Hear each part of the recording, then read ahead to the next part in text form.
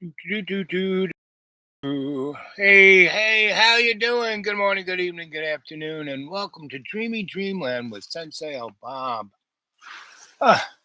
So, last night was the big brouhaha, you know, and what do you think about all of that?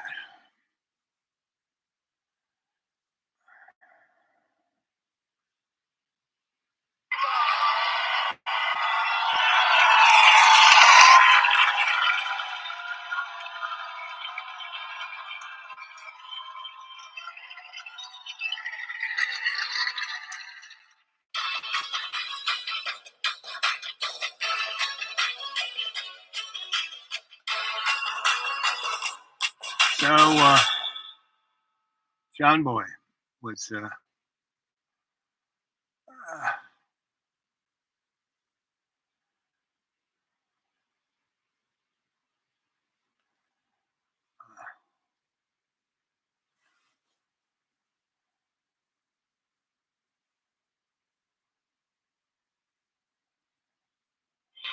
most trusted journalists at Comedy Central, and actually live special report.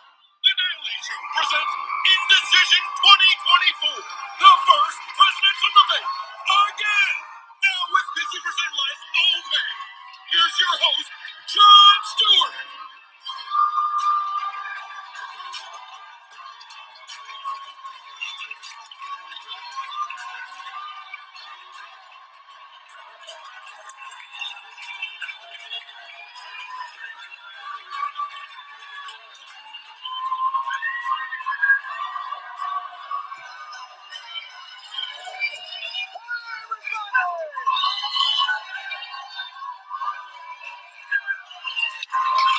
Hello!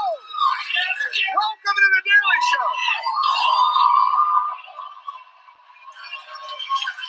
My name is Jon Stewart. The second presidential debate has just wrapped up. We are live. Well, technically, I guess this is the second presidential debate. The first presidential debate of this matchup. I can't wait to see who the winner will take on next. Hi, babe.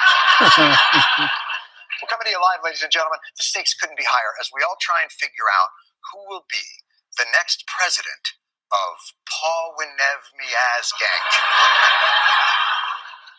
It's an exciting night for citizens of that esteemed nation, as the rest of us watch with great interest from the neighboring country of no one gives a shitistan.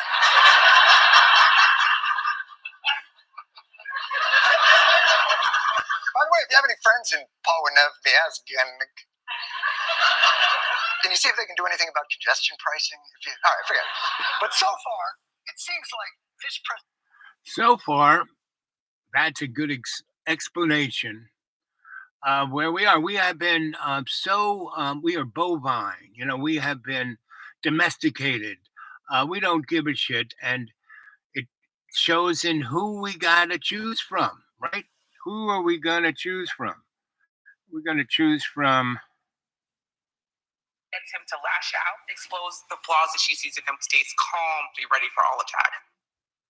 She's got like 2 minutes. Is there anything else? There are some people who are worried that she might be over-preparing. Really? After doing all that? Trump was encouraged to take a simpler approach. They expect some goading remarks from Harris. They have stressed to him over and over again, do not respond. If you're going to respond at all, to use facial expressions, not to actually go out there and say anything.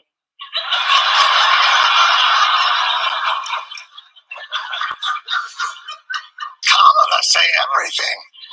Trump say nothing. But here's what you do, former president. If Kamala says something that surprises you, you just go. And if Kamala says something that makes you angry, you just go. And if Kamala says something that makes you feel sexy time, you go, oh yeah. So those were the goals. Both candidates have now entered the arena. Yeah, that's what we got as political discourse. Oh yeah.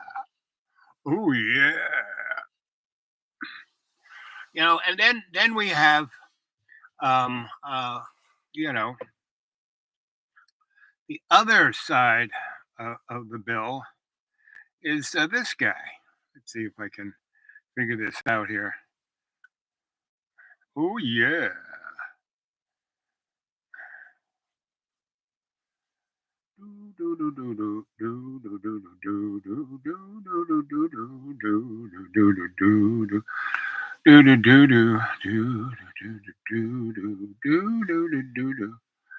This guy right here.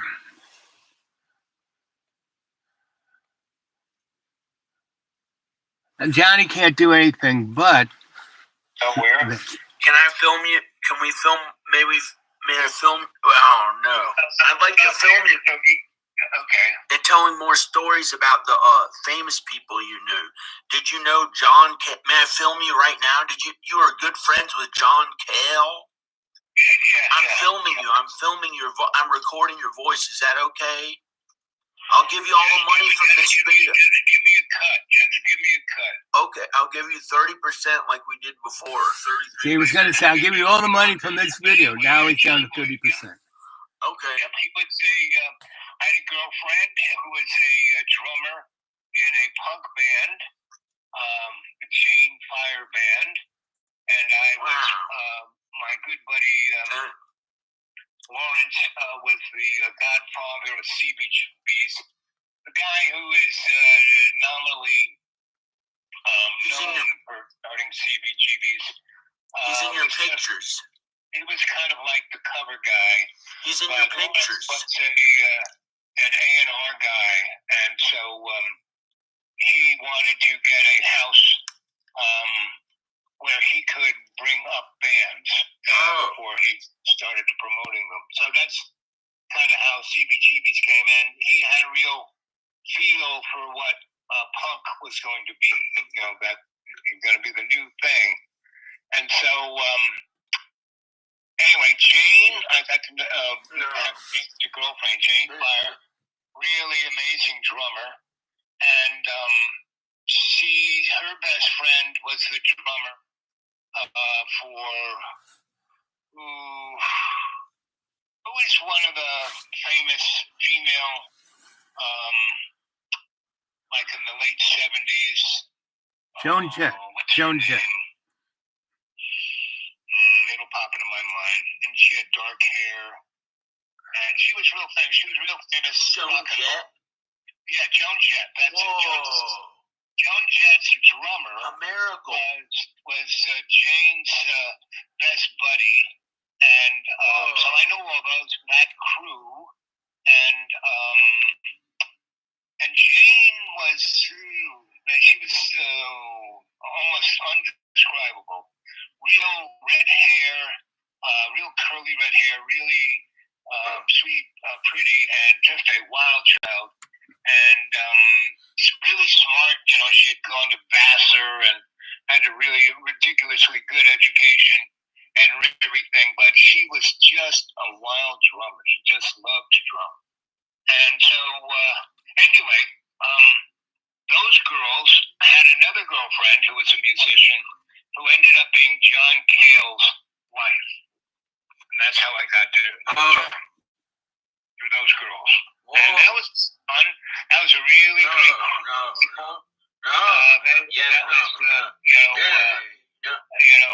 Whatchamacallit, a very West Side kind of thing. Hey, buddy, gotta go. Hey, praise Jesus.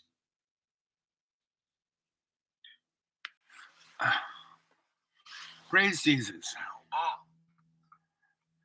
I didn't know there was a movie called Outlaw. Here, when you go to Google and type in Al Bob, look up videos.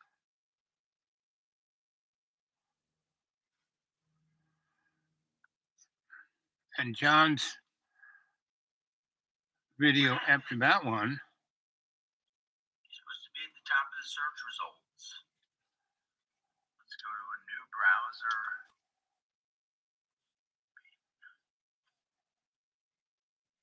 Where all the Al Bob videos.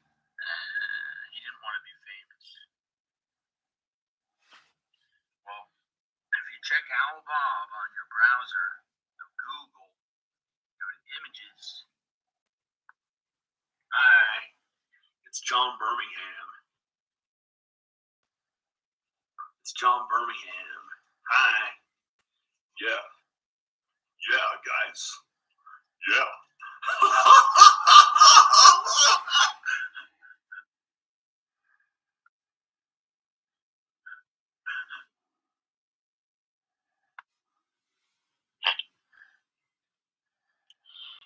Gay Parson. I am gay. Gay Parson. I am gay. Gay Parson.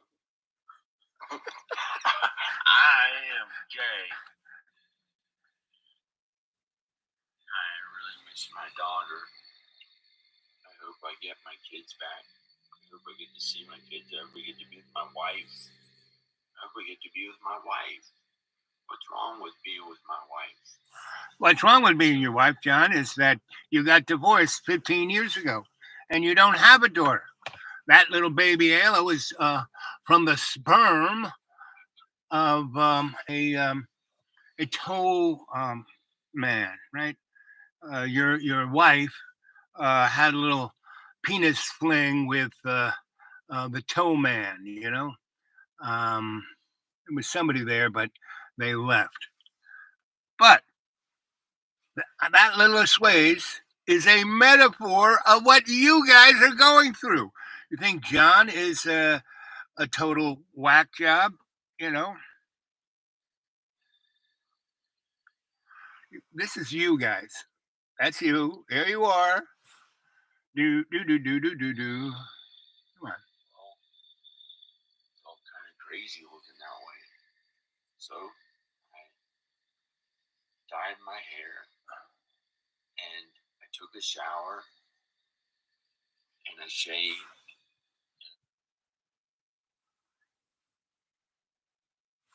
Anyway, so enough of that guy.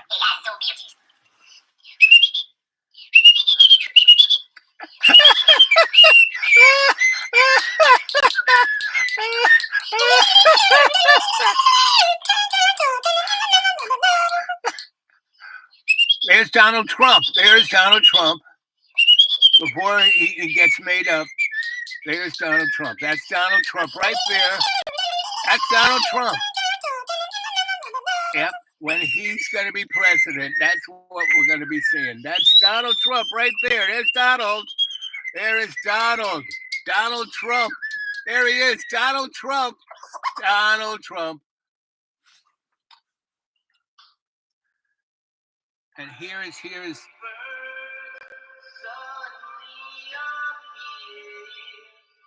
this is Kamala right here.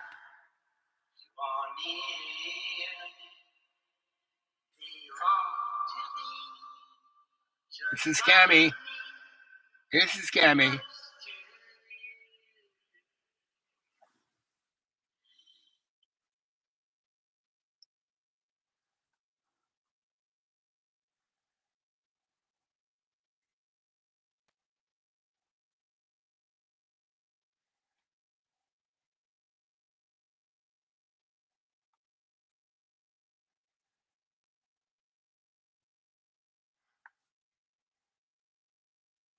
For kids. Debates were wide open for Trump to go in there and dunk on her as I'm pro-peace, she's pro-war. I'm pro-peace. I'm going to get us a deal. I'm going to get it quick. We're going to stop the bloodshed. Too many Palestinians are dying. We're going to stop. He couldn't do it. What does he do? He goes to Kamala's right, to her right, and says she hates Israel, and if she wins, Israel won't exist in 2 years. Oh my God.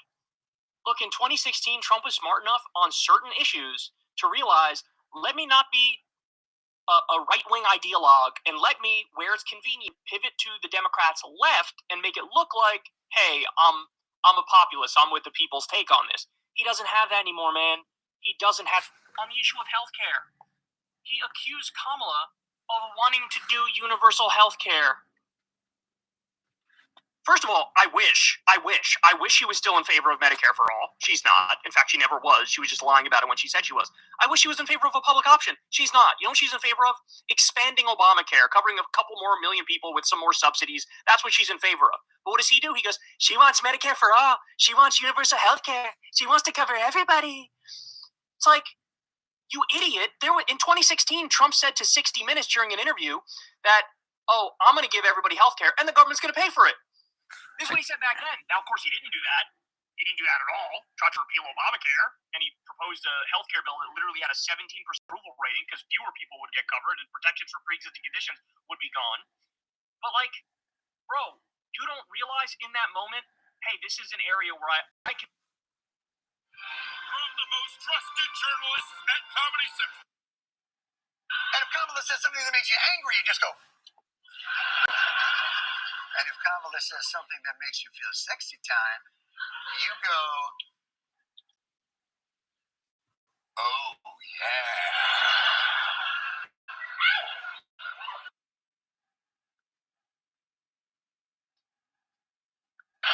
It's unbelievable! America! 10 minutes have now entered the arena. Biden and Trump did not greet each other, and Kamala, she went for the handshake, ladies and gentlemen. What an incredible display of the upward tension that happens when your son is dating a biracial girl and you meet her parents for the first time.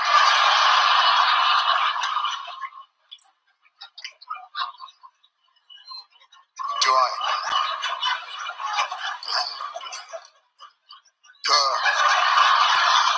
Konnichiwa! As per tradition in American politics, the first question is always asked by the most handsome person in a 10 to 15 mile radius. When it comes to the economy, do you believe Americans are better off than they were 4 years ago? Ooh, first, yowza.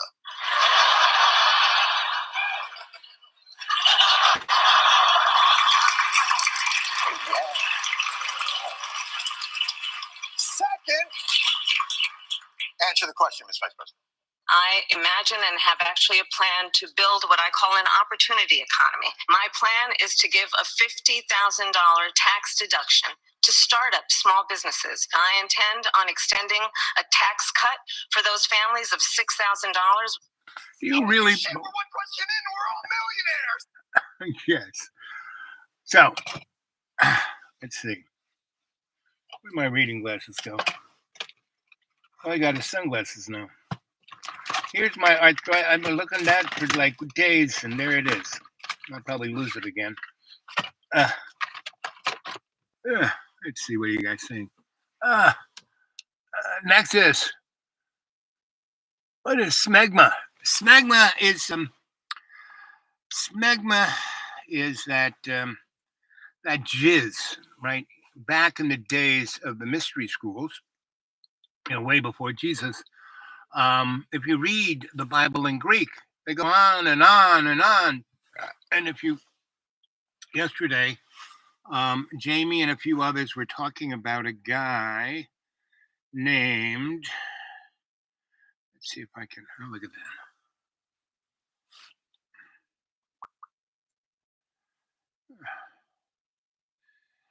It wasn't that guy. It wasn't that guy. I hope I get my kids back. It wasn't that guy. It wasn't that guy.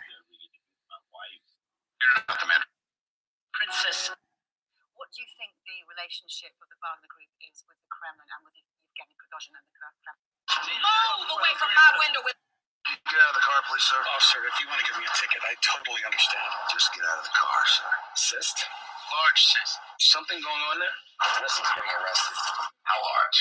SUV-sized or mid-range sedan? Seriously? What'd you do? I'm obviously joking. Wilson was getting handcuffed on the hood of his car. Would I be carrying on a differential? Diameter's at least 8 centimeters. In the tail or in the head? You too, sir. Out of the car. We've got a construction site. A steamroller is plowing. Out now. No cane. James Evan Wilson, there's a warrant for your arrest in Louisiana. I need that phone call from a doctor, and when someone tries to call you 3 times, it's called. You get out of the car, please, sir. Oh, sir, if you want to give me a ticket, I told Trump completely and totally unintelligible in just about every way. Again, talking about Hannibal Lecter during the speech. And then the press, when I say Dr. Hannibal Lecter, the press says, oh, why did he mention that? They're wise guys back there, just wise guys. They say he rambled and started talking about Hannibal Lecter. What does that have to do? That's a representative of people that are coming into our country. Dr. Hannibal Lecter, he will have you for dinner, you know? Right. And again, we're still trying to figure out the whole thing. My best guess right now is when Trump talks about people. Well, it's so crazy, but the best thing I figured out is people come to the U.S. seeking asylum, and Trump seems to think that means they are coming from, quote, insane asylums, like Hannibal Lecter in the movie Silence of the Lambs. Trump completely and totally unintelligible in just about every way. Again, talking about Hannibal Lecter during the speech. And then the press, when I say Dr. Hannibal Lecter, the press says, oh, why did he mention that? They're wise guys back there, just wise guys. They say he rambled and started talking about Hannibal Lecter. What does that have to do?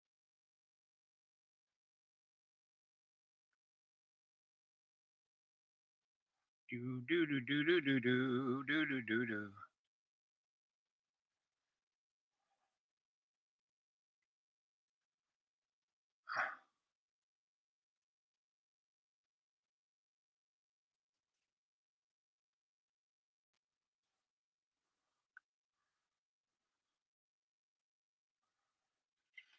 This cool thing. And then I got really happy, and I feel really good. I was sad for like a day or two. God puts you through trials. God puts you through trials. Wow, they're not easy. No, God does not put us through trials. We put ourselves through these trials. But God is unconditional love, right? So if you are there, there is this thing called what's it called? I always get stuck on this word, covenant, right? And so we have this covenant.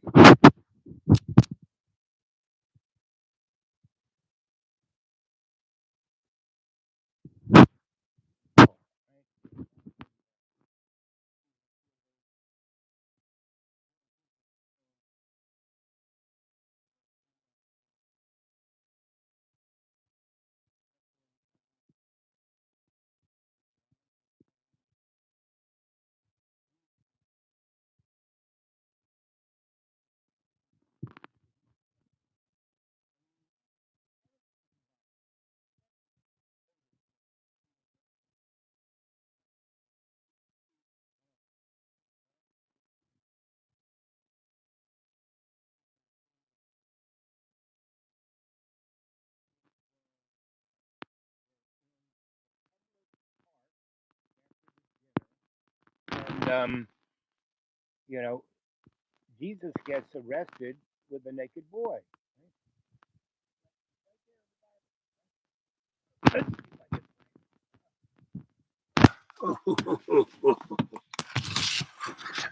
Put you right there. And where are my reading glasses? I'll get my reading glasses. I gotta get my reading glasses. Donnie couldn't even pick. What part of the Bible do you like? I like it all. Well, I'm kind of there with that. I'm kind of there with that. Okay, let's see.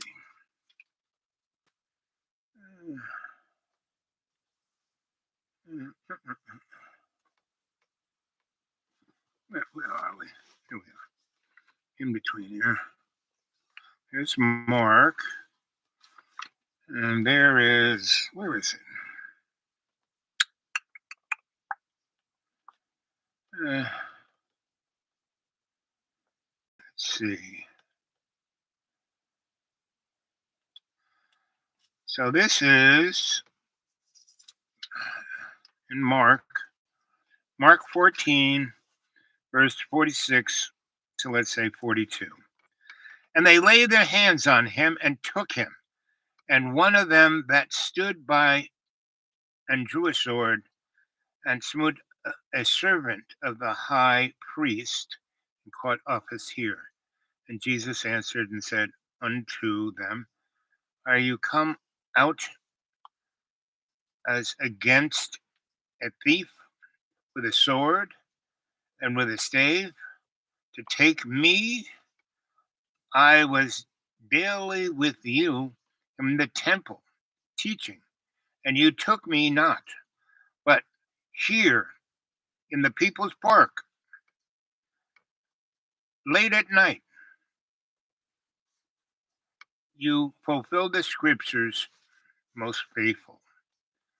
And they all forsook him, meaning all his boys ran away and fled. And there followed him a certain young man, naked, about his naked body, a linen cloth cast. And the young man laid hold of him, and he let the linen cloth drop, and then fled them naked. So, what was a naked boy doing with Jesus in a public park at 4 in the morning with his boys? They were going through a ceremony, right? Remember back in the dinner, this is my bread, this is my body, and the wine's my blood. Well, they were going through another ceremony. And if you go and look up in the Greek Bible and the Aponos, back in the first, second century, not century, first 100 years, second 100 years, I guess that is a century, of the Christian faith, everybody was still kind of Jewish, and also there were hundreds of sects, just like right now, the Southern Baptist, just the Southern Baptist, have 60,000 sects in their little club, right? So there were lots of Christian sects back in the day. But right there in Mark 14, 51, and there followed him a certain young man having a linen cloth cast about his neck. And what that was an icon, right? We're not supposed to serve any icons, but icons represent lots of things, right? And oh, baby,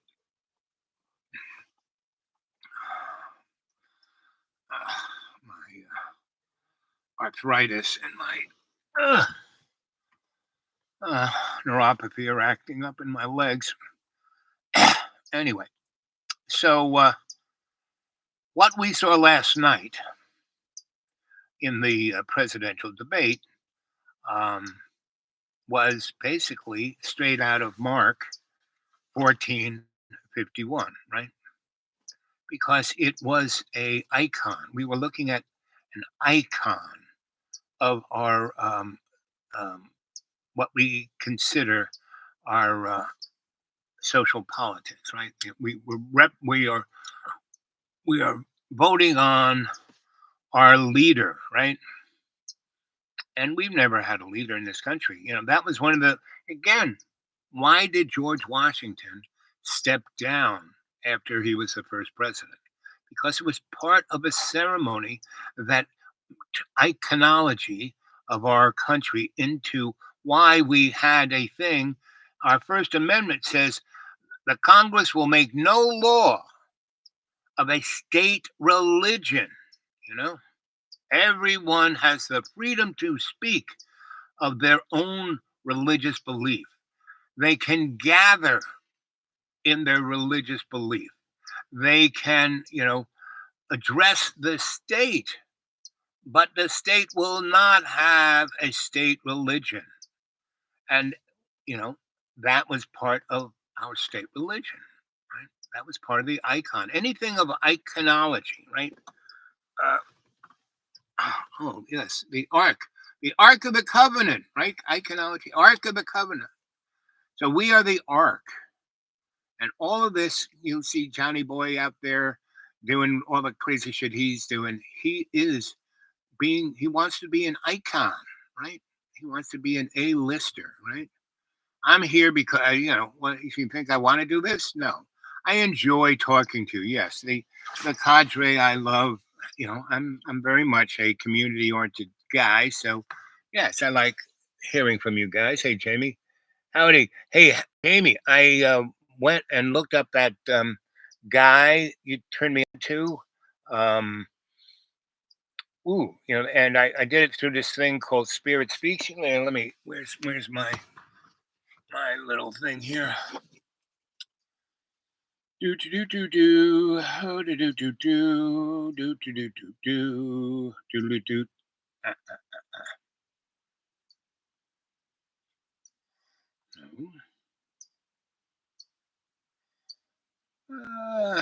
Sacred Speaks, right? St. Martin's Press, International Forest. No, Iman Hillman. No, I guess I'm gonna have to go.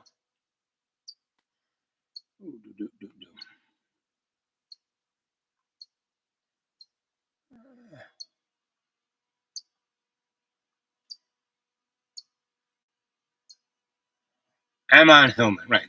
Dr. D.C. Amon Hillman earned his MS in bacteriology and PhD in classics from University of Wisconsin-Madison, right? So that guy. Thanks for turning me on to him. He was great. I listened to Sacred Speaks there, had a really great thingamajig.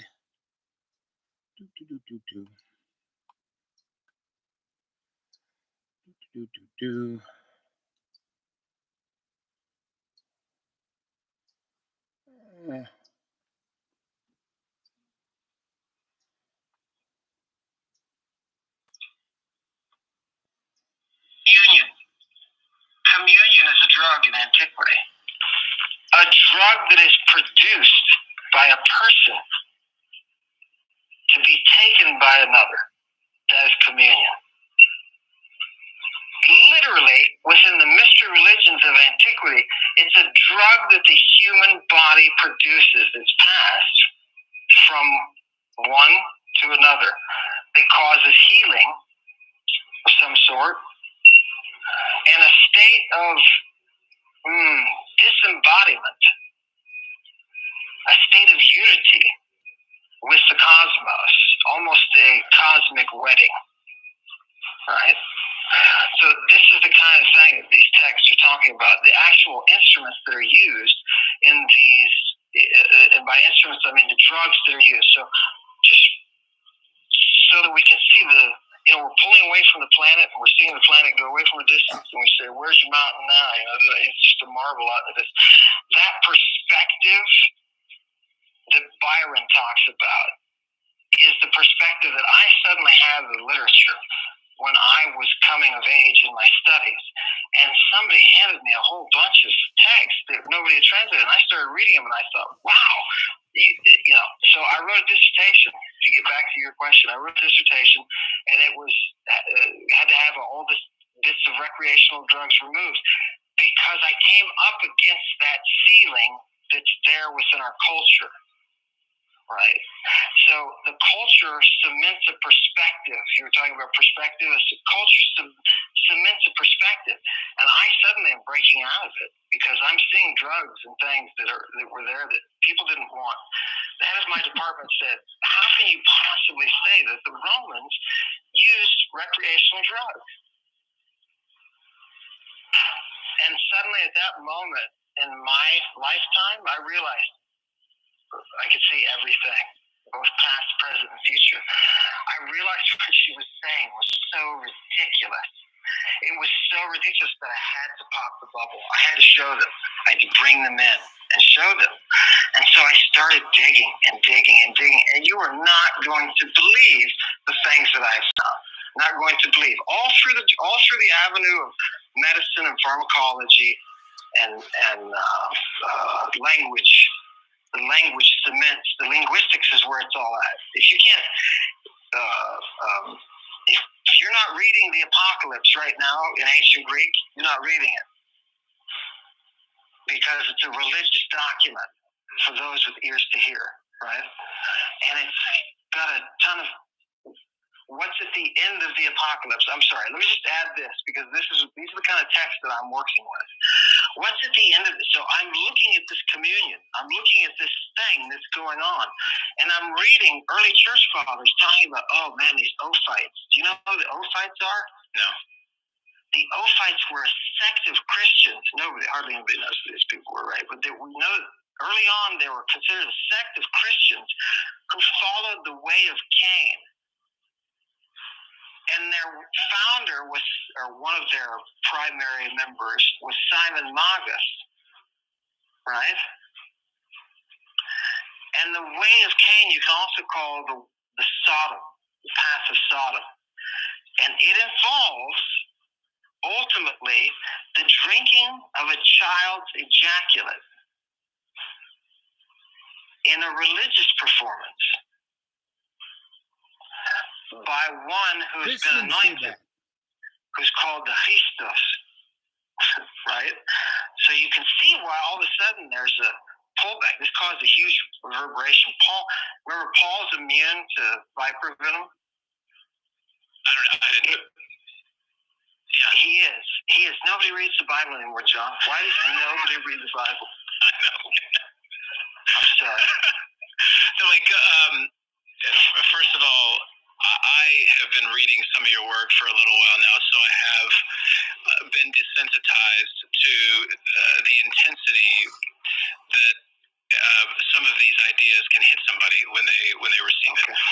So, because these are to anybody, it reminds me of this. I was sitting with a colleague who's a psychologist at a gathering once. He was talking about his father, who's an anthropologist, that wrote a narrative about a tribe that lives off an island near New Zealand, and I think it's called The Magic Flute. The book is called The Magic Flute. It is about children who drink the ejaculate of the warrior men in order to somehow take in their masculinity and to be initiated into manhood. To receive their essence, right? Yes. Yeah. And that even that is an idea that not a lot of people come upon. So here you're talking about tradition, a worldwide well-known tradition, and these hidden aspects of it that hit somebody right between the eyes. So how do you come to that these Ophites were in fact doing that? There's one of the early church fathers, Episanius, I think it was, is writing a work on against, these were popular at the time, against heresies. So there's, the church is not, 2nd, 3rd, 4th century AD, the church is not unified at all. And there's all these schisms and all these different, infightings, and this group believes this, and this group, just from day one it was like this. Because Simon Peter is fighting Simon for the power and control, because Simon Monagus, who was a follower of the Christ, the morning star, because we've all been reading Enoch. I'm sorry, it's the 1st century. We've all been reading Enoch, right? And Enoch is the guy who's talking about going to the different levels of heaven, and the anointed, the one who's supposed to come, set everything straight, set up the kingdom, and get rid of Romans. Supposed to do that, right? Right, we've all been reading this stuff, and so much so that Peter quotes it. Again, I'm sorry to keep going back to the Bible, but this is all kind of the go back to the Bible area of research. Yeah, the drugs in the Bible are fantastic. That's what you. Okay. Anyway, so everybody's reading Enoch, and what we know from Enoch, like what Peter knows and what Jude knows, is you can't follow the way of Cain. Right? What is the way of Cain? And so that's why these early church fathers are concerned, because Jude comes out and he says, you can't do this. Get rid of your things offered to idol. They talk about it as food. The translation is so terrible. It's always sex, right? He charges them with sex. Jude, he's talking to the Christians. He says, stop having sex and stop eating idols. Eating things offered to idols, we translate. We don't know what to do. They were consuming excreta, vaginal excreta. And Simon Magus, this magician, if you want to call him, had a woman named Helen John, who I'm distributed doing live right now. You should join. This is a communion great to the conversation. community. Right?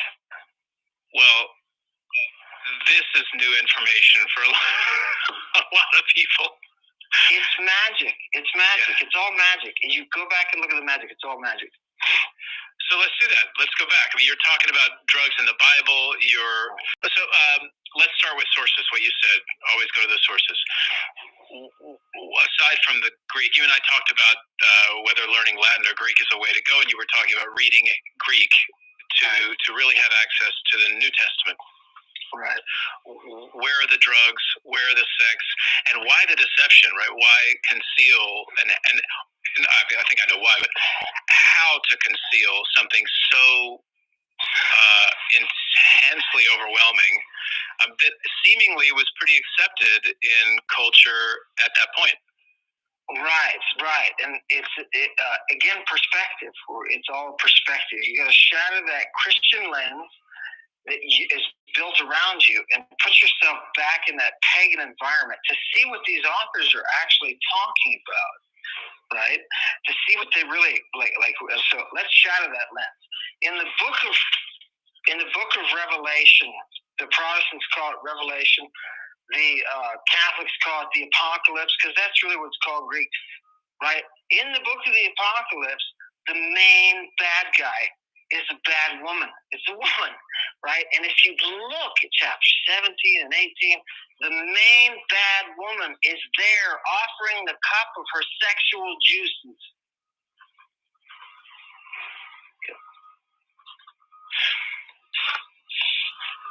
So how does that get obscured? Yeah, how do we miss that? Right? How did we miss that Jesus was arrested in a public park in a pre-dawn raid with a naked boy and had something on his face that the Greek text refers to in the Septuagint as semen.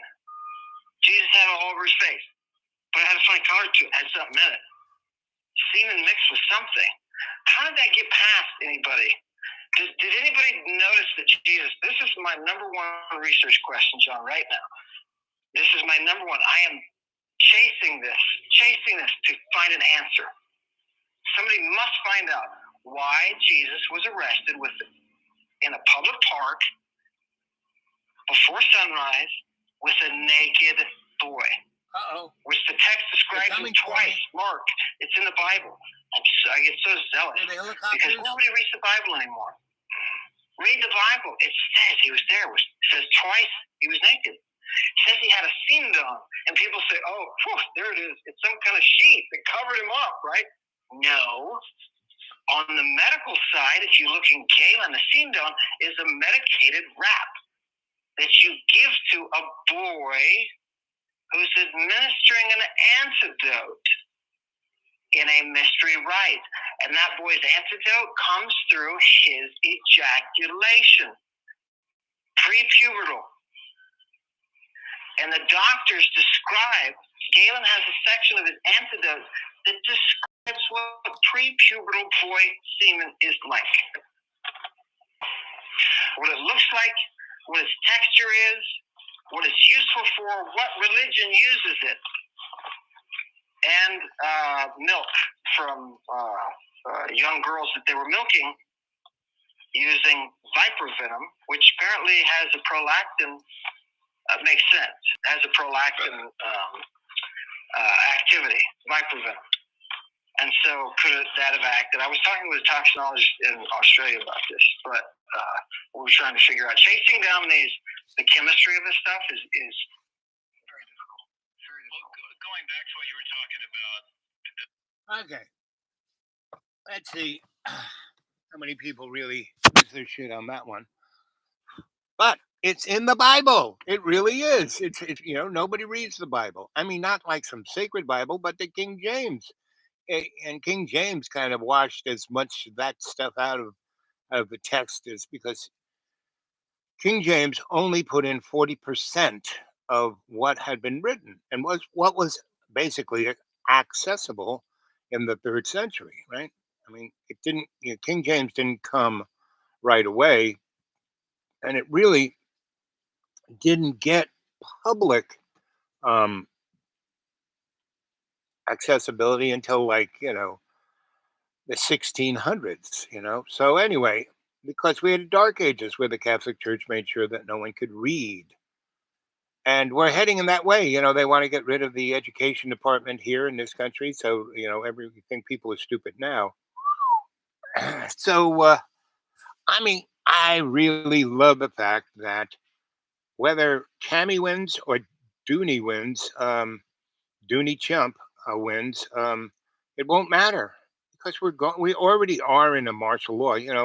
Back with you know, um, 9/11. Here it is, 9/11. Today is the 24th anniversary of such, and we got the Patriot Act, and we got Homeland Security, and we got the NSA going public, meaning we're listening to everything.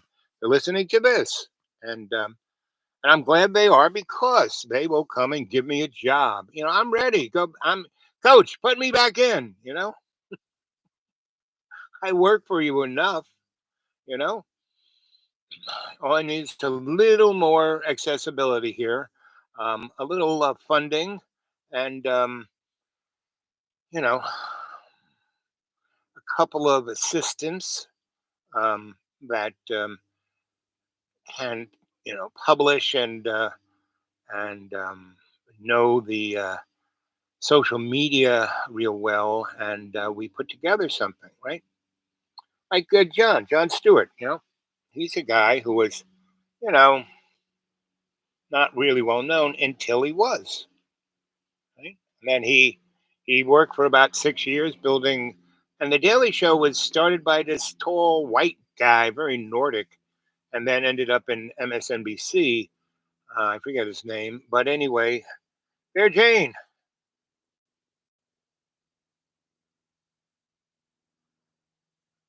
Uh, so Nexus Smegma is that kind of um,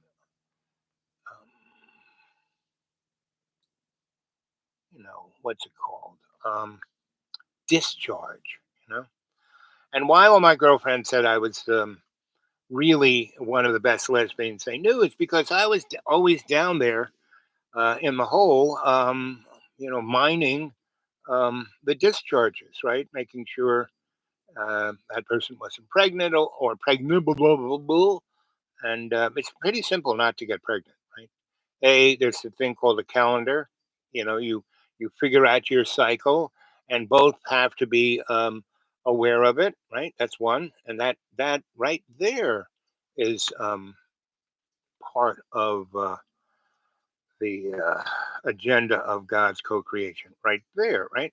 So you have a real, and that's why the Catholic Church allowed that kind of birth control because it was part of the Christian um, motif of the ceremony, right?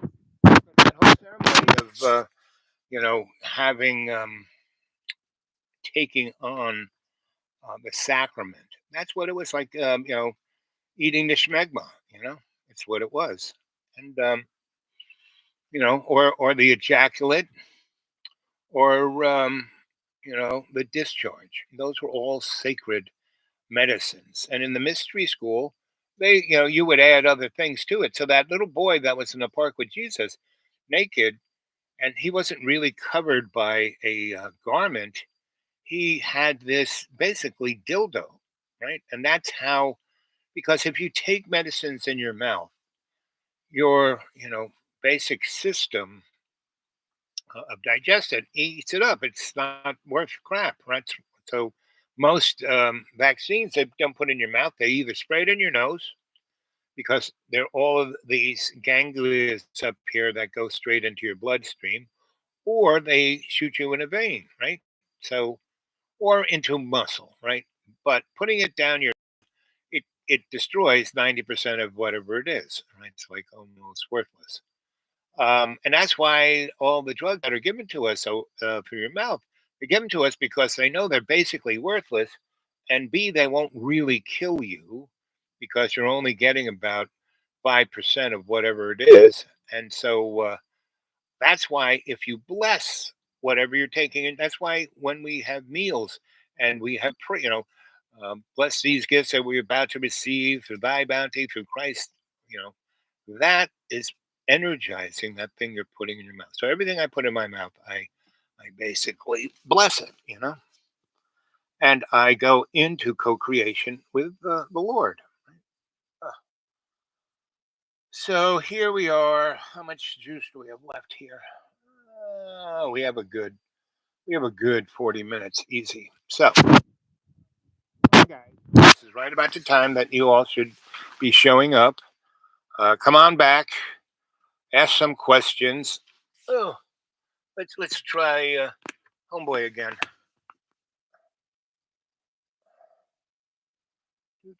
Do.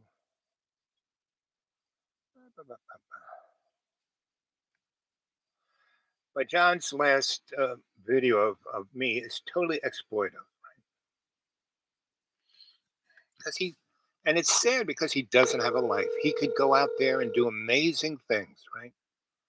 But he stayed up there. I left him in 2017. He hasn't come down from there.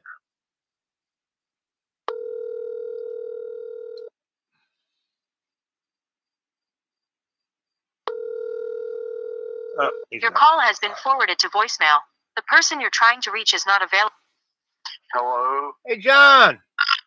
Hi. Are you watching my show? No, I was asleep and Taza got me a doctor's appointment. Oh, that's exciting. Taza's here. Oh, she in bed with you? No, she's my sister. Oh, okay. No. Okay. When are you going to see the doc? She has tap dance shoes on. Oh, that's exciting. Yeah. How close are you to her? Can she do some tapping? It would be great to hear her tap. Oh, I used to tap dance. It's sad you really were doing. Oh, there she goes. Listen, come on, have some more, Tez. Is she on the show? I know she's exciting me. I love hearing tap dancing. I'm a tap dancer. I just tried the shoes on. Yeah, no. If you put the tap dancing shoes on. I was trying to learn how to do it. Is she on the show? Can you hear her tap?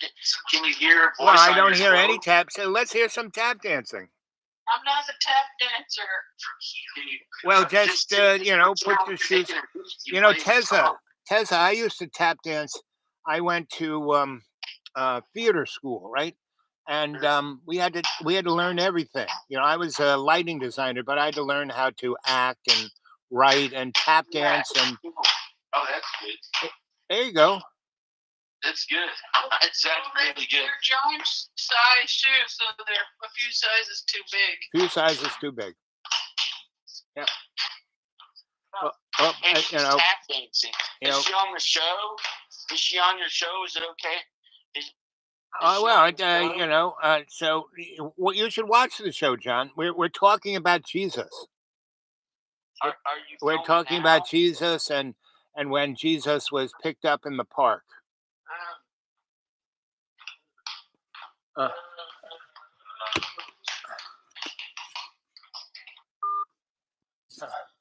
Anyway, so that's not too interesting.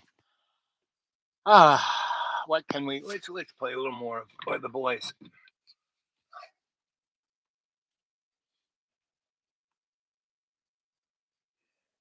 The pagan writers, just culturally speaking, what is going on with all these sexual rituals that seem to be all over? The sex and drugs seem to be common in these cults. Yeah, I can tell you for a fact, on the magical side, which is like late Bronze Age. Okay, but just so you can keep it straight, 1000 BC, there's this big influx of this thing called magic. Was one of the worst tragedies of the 20th century. His opinion is the only one that matters. There's got to be something enticing. And I think from his industry, Apple Box.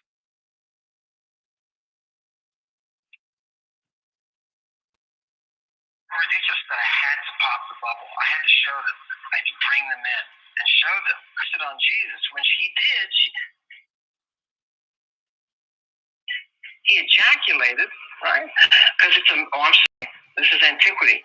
And in antiquity, dildos are medical applicators, right? Because they know there's certain things you can't get past your stomach.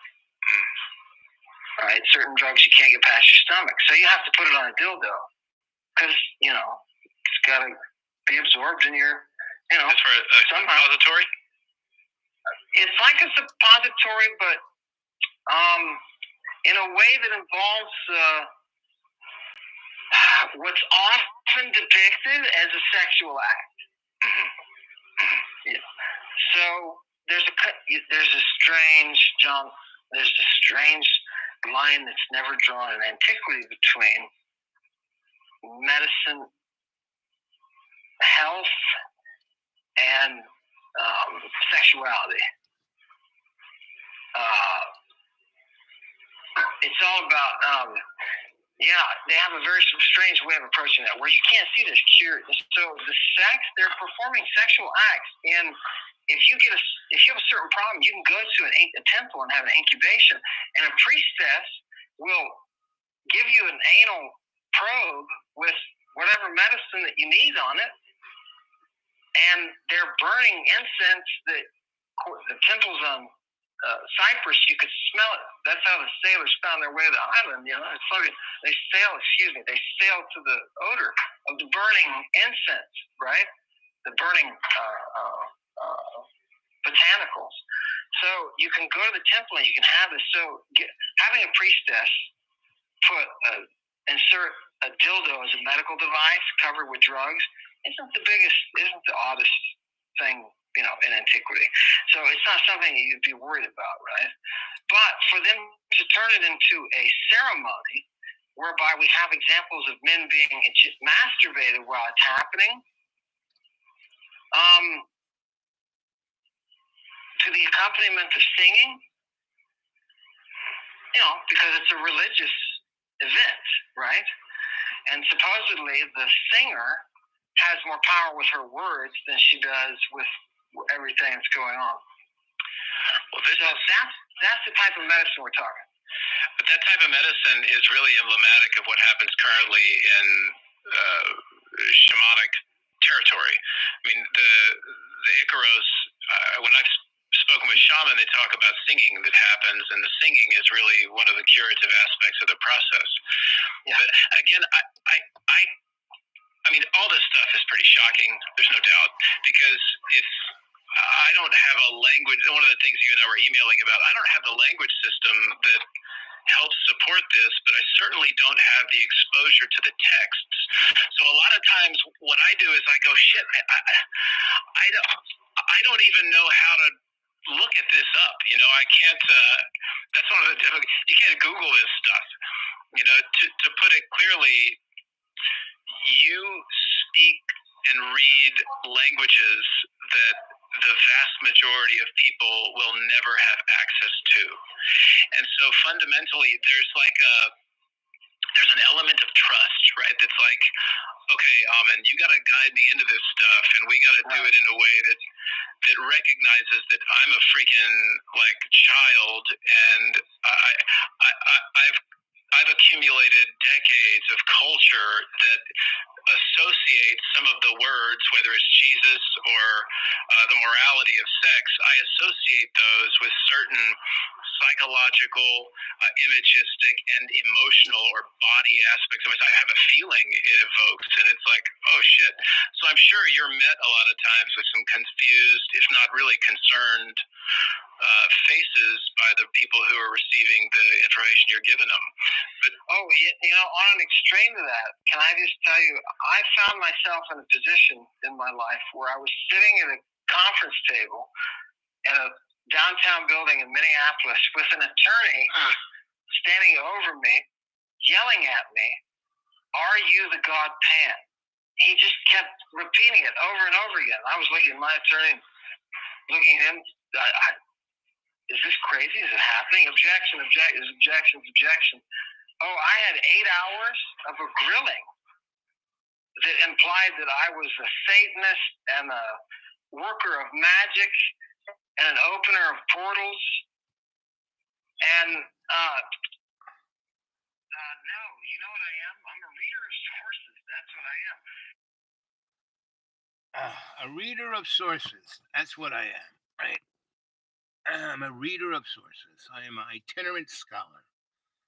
So, in the last 50 years or so, I have bumped into this stuff a good deal. And people would want me to join their club. And I would say, maybe, until they said, you have to make a decision now, either leave or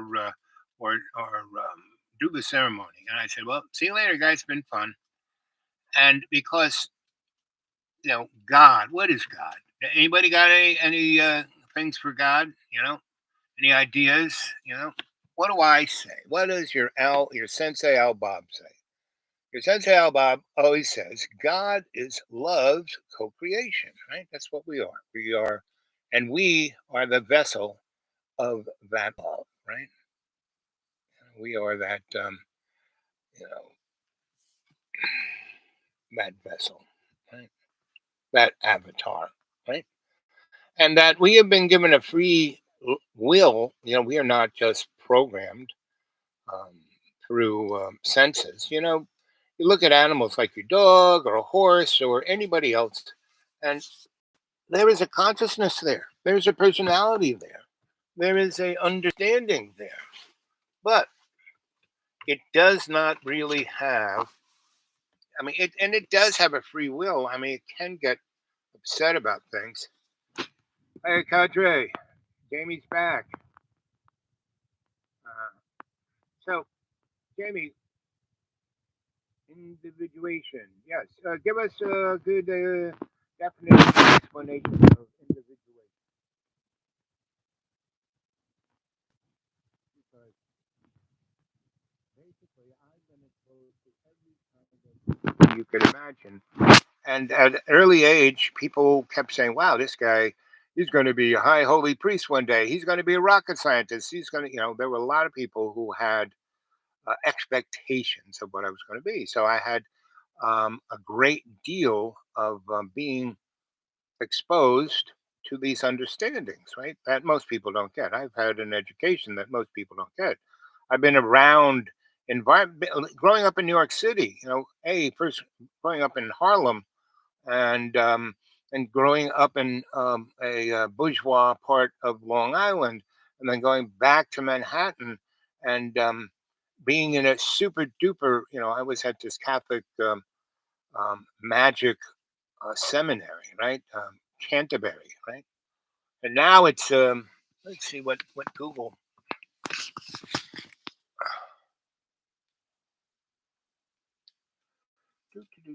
Let's see if they Canterbury Catholic School in New Milford, Connecticut. There it is.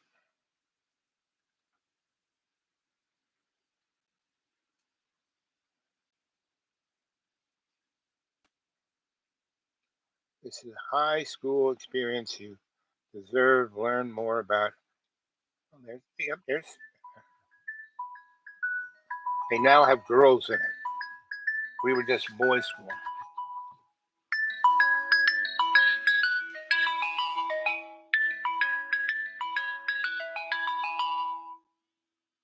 I'm gonna ignore that.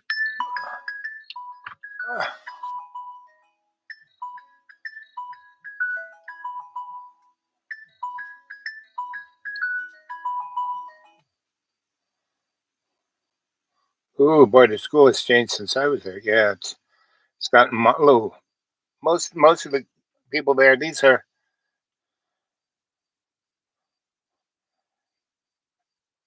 are the priestesses. There's only two guys, three girls. When I was there were no girls. Right? Oh man, look at that! They had a hockey, just a rink the size of a parking lot that was outdoors. You had to freeze to death. Right? These guys have some serious money.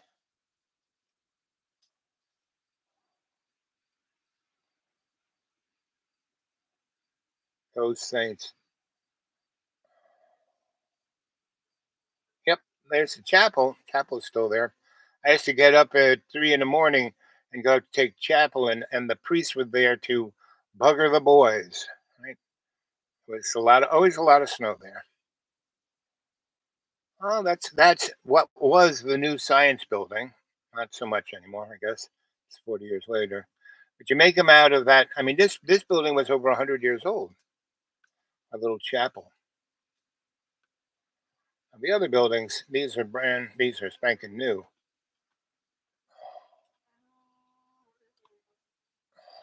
Uh, uh, about mission, boarding, pursuit, out, faculty and staff directory, athletics, tuition and financial aid, high school experience you deserve.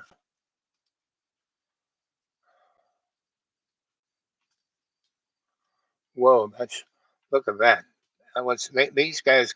Somebody gave them a lot of money. Yeah, they didn't have this either. These are new buildings that are made look like old. So this is the head guy's house, and I'm sure it's now something else. Here's the chapel. It's a nice campus.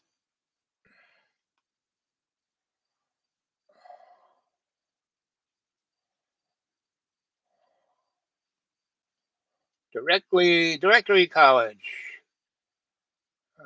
boarding schools. Yes. So let's see. No.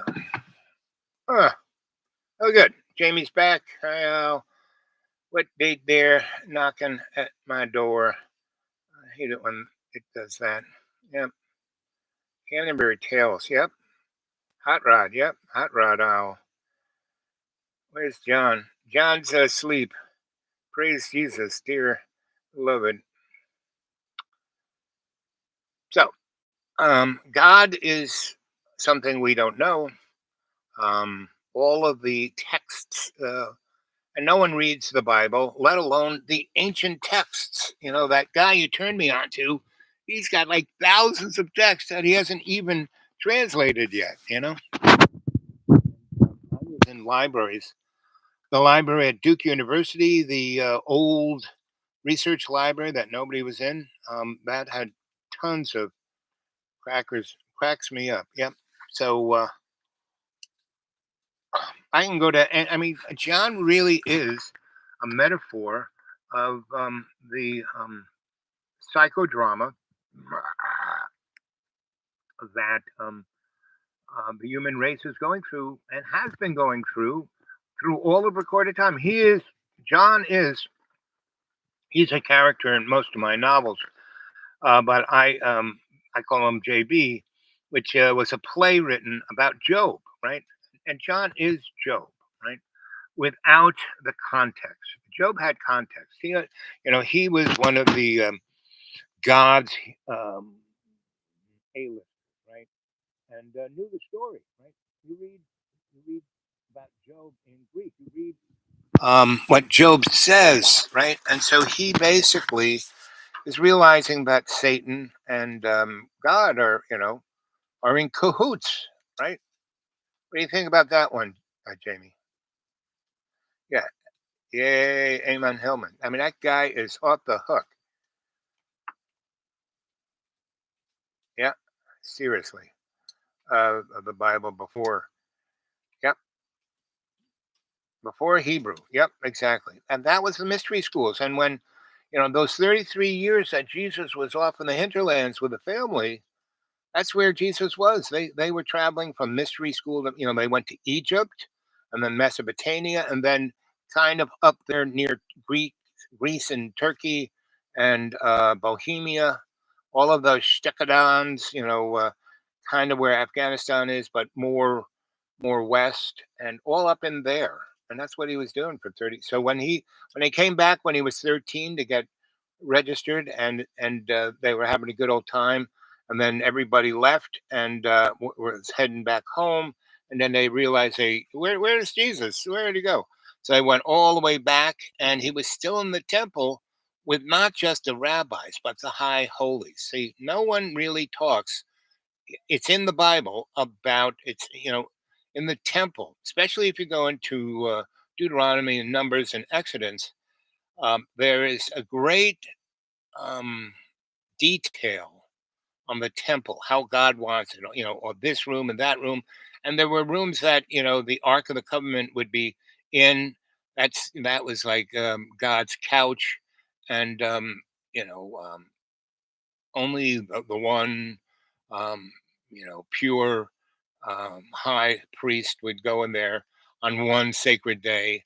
And then there was, the peanut gallery over there where you could look at it, but you weren't in the room with it.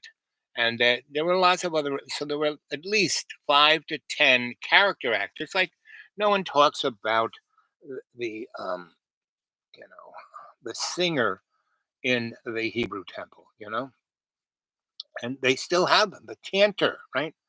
And again, within magic, music is it's like the magic flute.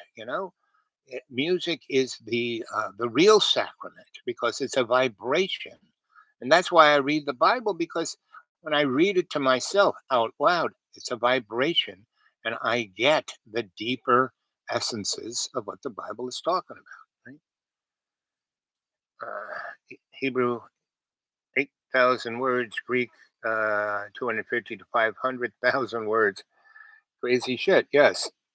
Uh, Hillman states that Jesus was using sacred uh, potions, botanicals, right? He was, right? That's how he was, bringing people back from the dead. Other people were doing that, necromancy, and in Christianity, that's a big no-no, but it's in there. And so when I was in high school and, under guard, and I was supposed to be coming, you know, an important priest. I was supposed to be, Thomas Merton was my mom's boyfriend. She had him, he was Methodist and he became Catholic so he could date my mom. And then he fell in love with the Catholic Church. And you look at the Baptist, there's 60,000 different sects of the Baptist Church. And most of them don't have any kind of iconology, but they do. The lack of stuff, no candles, no incense, no, and they have no sacrament. Closest thing they have to sacrament is the bathtub in the back room where they dunk people, right? And what's that about, right? And when I try to talk to the minister, he has not a clue. And when I bring any of this kind of stuff up, that's why he told me that I can't speak to anyone in the church. I said, how about in Walmart? Nope, can't talk to him there either. You know? Yep, God can do anything in human form and does, right? Exactly, and does. I'm a perfect example. I should be dead. I died in 2014, right? And I was ready just to hang out in that stinky basement of my first grade Catholic school. And God said, "You really want to stay here for eternity?" And I said, "Eternity?" He said, "Yeah, for however long it takes, and that's eternity, because none of this is ending anytime soon. Go back and do that. You've been doing a great job, and so keep going." Keep doing you move forward, do your job. You only got about 11%. So that was 2014. I don't know how much 11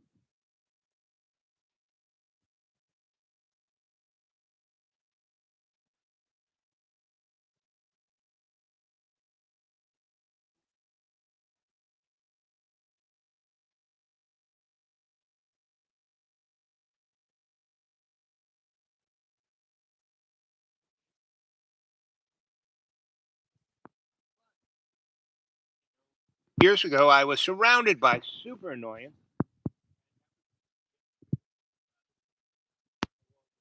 things in our lives are given to us. Well, yes and no.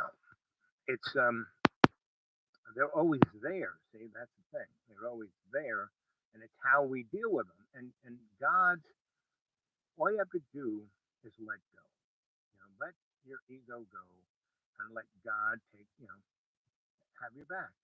Take care of everything. You just have to serve God. No, nobody wants to serve God. Nobody wants to be, a slave to God. I keep telling people I'm a slave to God. Oh no, I can't. No, that's the really only good job you can have. Why not? God can do anything in human form and does. Right?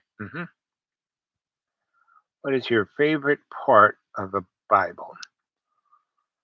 Well, every part is different. So, when you start out, and in the beginning, that whole thing of paradise and Satan and Eve and Adam. You know, I mean that's all no. I mean it's real. I like reading that part there where they're like walking around with God and everything's cool and everybody gets along. And then but God knew all of this stuff, set it up. Basically set Adam and Eve up to get thrown out because without it, there'd be no challenge, no ability to move forward. They'd be in the garden having a good time forever, and nothing would happen. Right. So once God did that, He said, "We got to change this a little bit." So of course, the devil made me do it. No, Satan is he is the twin of Jesus Christ, the morning star. Right? And Jesus is called the morning star too. They kind of get confused, right? And we are all in litany of God's period.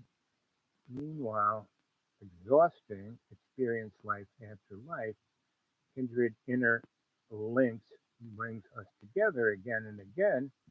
Yes, that's what qualifies one to be conscious of being God. Right? So, and that's exactly what it's being God. No, it's love co-creation. You aren't the God. You are part of God. You are that reflection, right? You are that character actor that's doing your best. Volume bad out. Okay. How about now? I took my hand off the microphone. It's hard. My arms get tired. Um, and that's it. So my whole body is like, I mean, all of my doctors can't believe I'm freaking alive, right? Or even working or walking, and and they won't. I had a lot of really great doctors who I tell what I would need, and they would sign me up for it, right? Now the doctors had to prove that they're right. It's like, really, you're not going to listen to the patient? Isn't that the first thing you're supposed to do instead of being on your computer watching playing Candy Crush? So I don't know if this is I started off with some imagery of Johnny Boy and a little bit of imagery of Donny Boy and Cammy, and just to show you that they're all the same. There is no difference between John Birmingham and Donnie Chump and Cammy Soulless.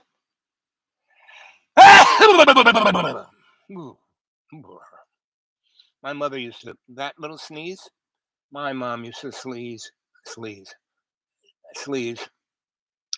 We when she'd start going we'd all get under the table.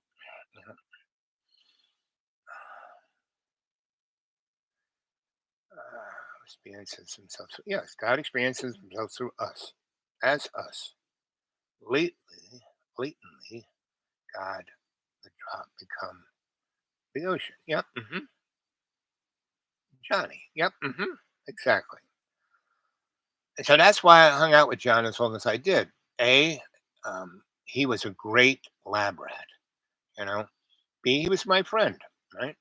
I don't give up on friends, but I don't have to put myself in harm's way by being with them, because that would be, So John is basically, he has, what is interesting about John, he is not one uh, of a mental, you take out, when I was studying to be a shrinky boy and then practicing as one, I had this book, it always changed color. It was the beige book, the blue book, this book, but it was basically the book defining the psychological issue and giving it a name and then giving it a process, a psycho, analytical process and slash a drug process, right?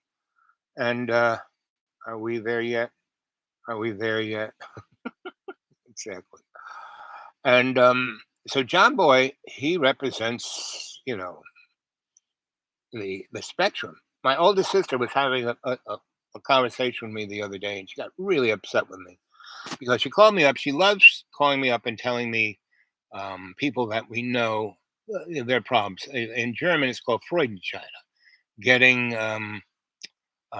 glee out of other people's suffering, right? And there's another part of it to where you judge the person, right? And so we all do it. I'm doing it right now when I'm talking about my sister, right? So my sister, is, and there's another guy called Lacan. He was like the French Freud. Freud, basically said, everything is sex. And Lacan, his basic one-liner is, whenever anyone's telling you what your problem is, you're really talking about yourself, right? Now we all do all of this stuff, right? That's why I'm saying this is scale that we all stand on, right? And and at any time, depending on the input into our experiential, we're going to react a certain way. Now, if you're conscious, you have conscious intent in the moment that you're living, you'll see this stuff rising up, and you'll go, "Oh, look at that! I'm not going to do that," or "Oh, look, I'll learn from that." Oh, okay, I won't treat this person that way. I will try to be more empathetic. I will try to, all of the above. And that is what being alive, that's what our life is about, to have these experiences, not to be good or bad or better than anybody else, just to have them and be conscious of them and to understand them, learn from them, and kind of ooh, put them inside of ourselves in such a way that we can um, ex- not see them on a two-dimensional, but see them on a total dimensional. You know, sorry, man. John cracks me up for about the first few minutes, and it just annoys me. Yes, exactly. And so, but when the annoyance comes up, that's when you should say thank you. You know how he goes, thank you, because that annoyance comes up, and if you are conscious intent in that moment of annoyance, you go, wow, that's why I do that. Oh, look at that. Oh, let's dig a little deeper. Why is that bothering me? And if that's, this thing is bothering me, I can see that now. Well, what's the real deeper, so that's why John is a valuable character actor.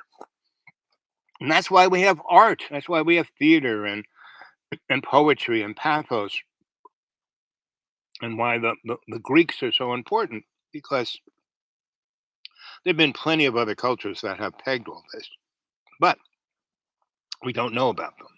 Like Atlantis, we have no idea about it. Now, Atlantis is there, right? If you go to Dark Journalist, he's really all over it. And see, Dark Journalist is great in that he's always sifting through all of this information, just like Mr. Um, what's his name over here? Um, mm, the man who's talking about sex, drugs, and rock and roll.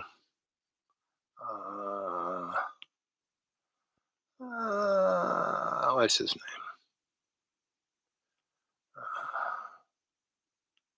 name? Amon Hillman.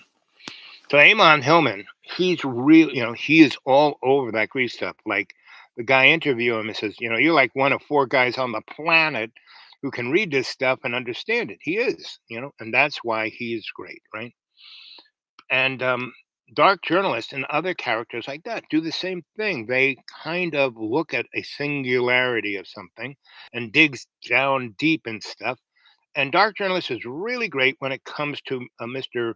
Globaloni, and that's why he has these great character actors like Catherine Austin Fiss and Dr. Joseph P. Farrell, and a few other guys. This guy is all about telling us about COG, continuation of government, and all the secret societies, and he's really into the esoteric politics of it, right?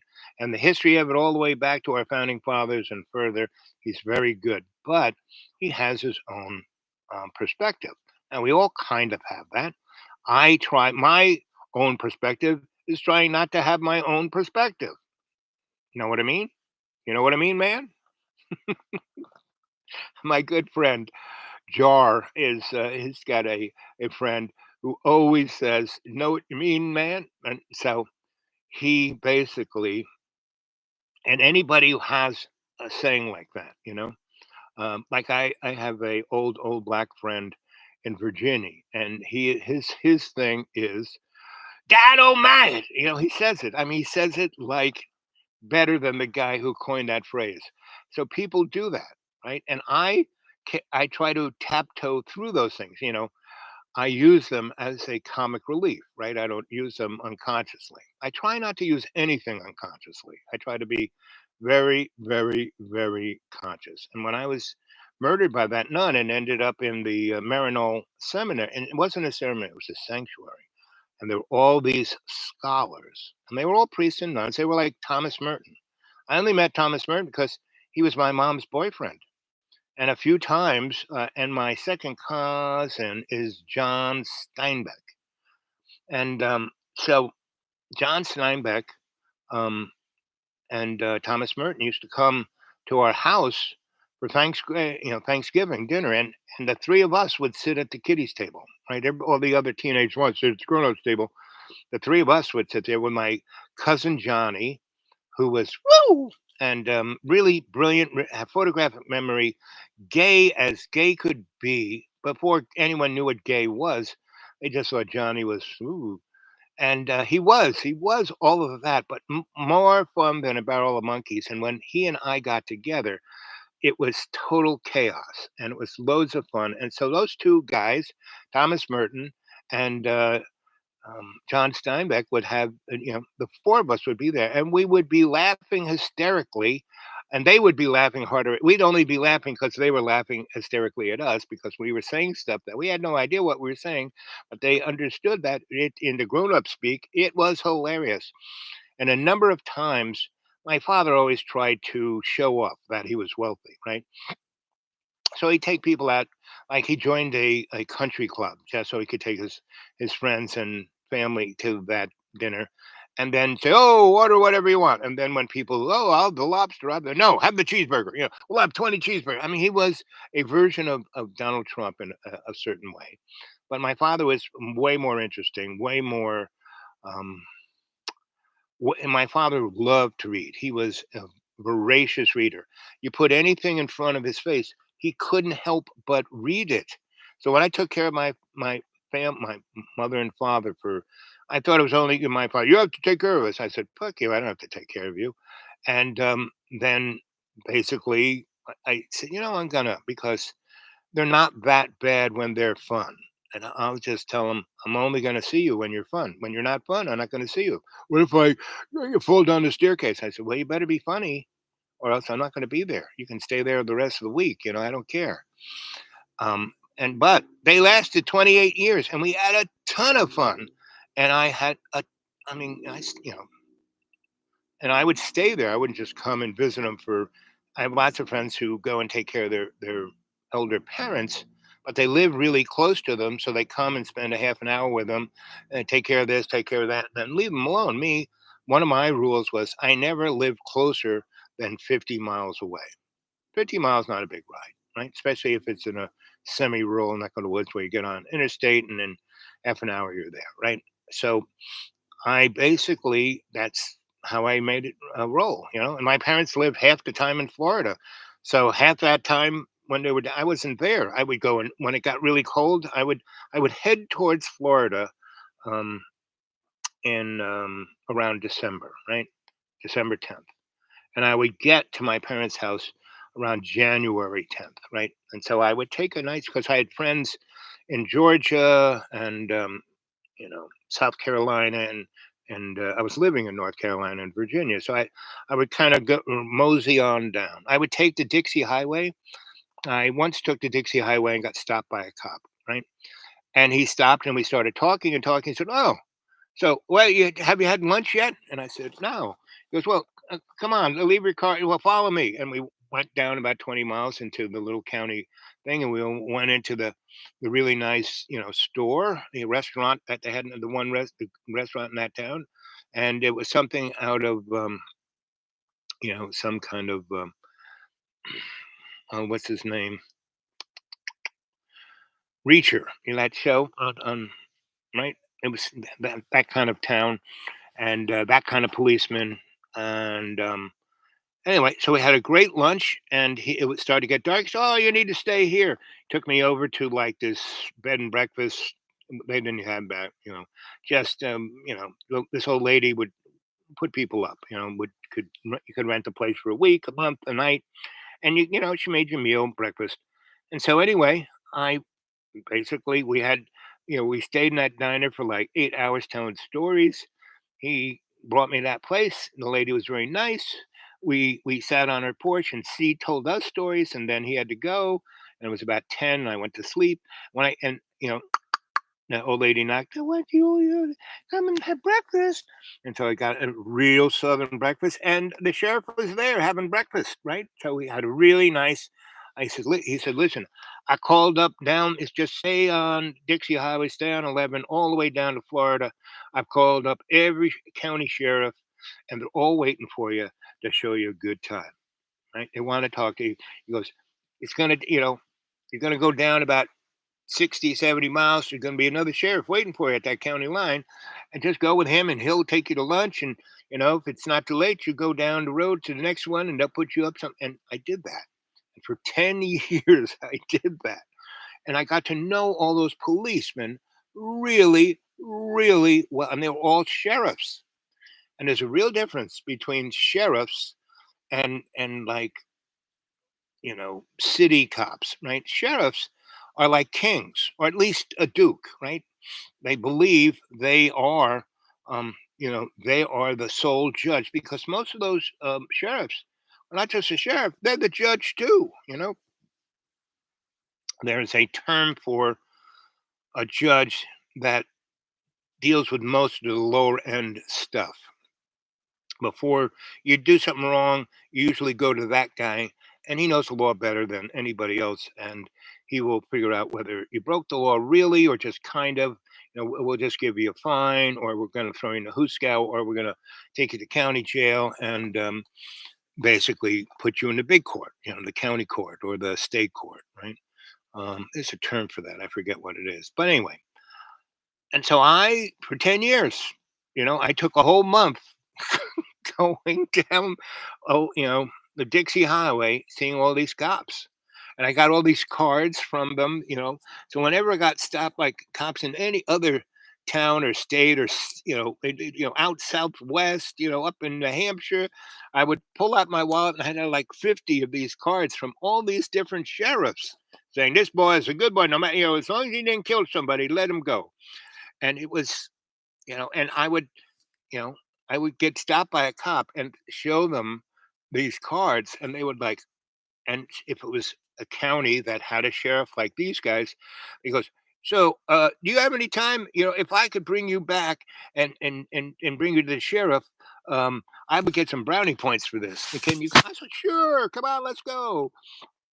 So that's how I deal with police. That's my motif with dealing with police, right? I mean, I don't have those cards anymore because John stole my birth certificate, my driver's license, my wedding license, the wedding license of my grandparents, and he put them on the internet just like he showed that the last show he did of me right on the phone. He basically. And then when I said, "John, could you please give me back my my birth certificate and all of my documents. And then he'd be Jimmy. I don't have them. Blah, blah, blah. And so that's John. He's got split personality. He's got body dysmorphia. You want to take like a roulette wheel of psychological disorders and go boom boom boom boom boom. Bing, bing, bing, bing, bing. That's, bing, bang, boom, bing, bing, bing. Just like Donnie Trump. And let's see what you guys are saying here. Sorry, man. John cracks me up for about the first few minutes and annoys me, which is good, right? It's good. Daniel Litz has probably had a knock on the door, but stays on it. Who's that? Daniel Litz. Let's catch what Google has to say about that guy.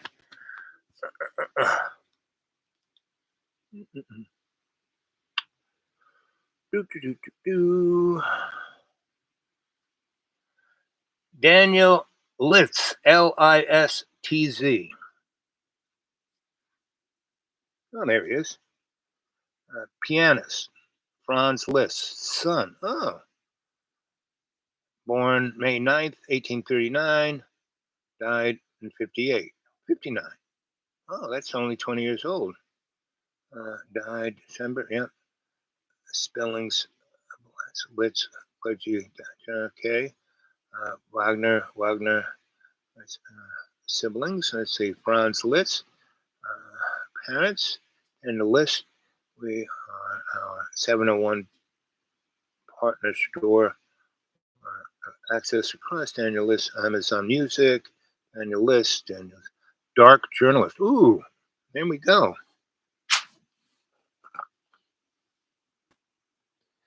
Host, okay. Continue. No, I don't want to install that app. Why do I need an app?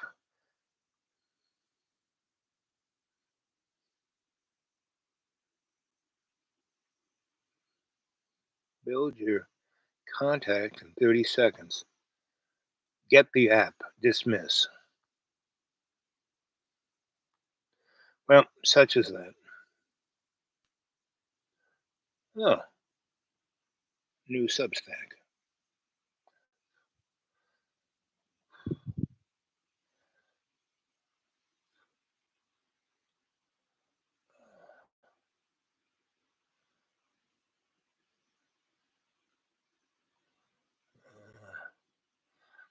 See, that's the problem with all this. I don't want another app or something I have to pay for. Let's see.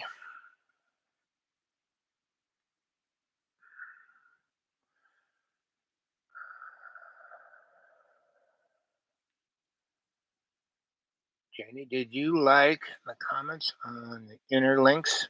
It's wonderful. No mistakes, just lessons of and from love unimagined. Sheer riffs there. Riff. They are king.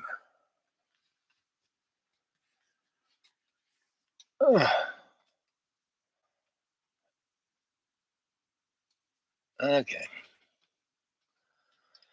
Anyway, how much time do we got left in the battery?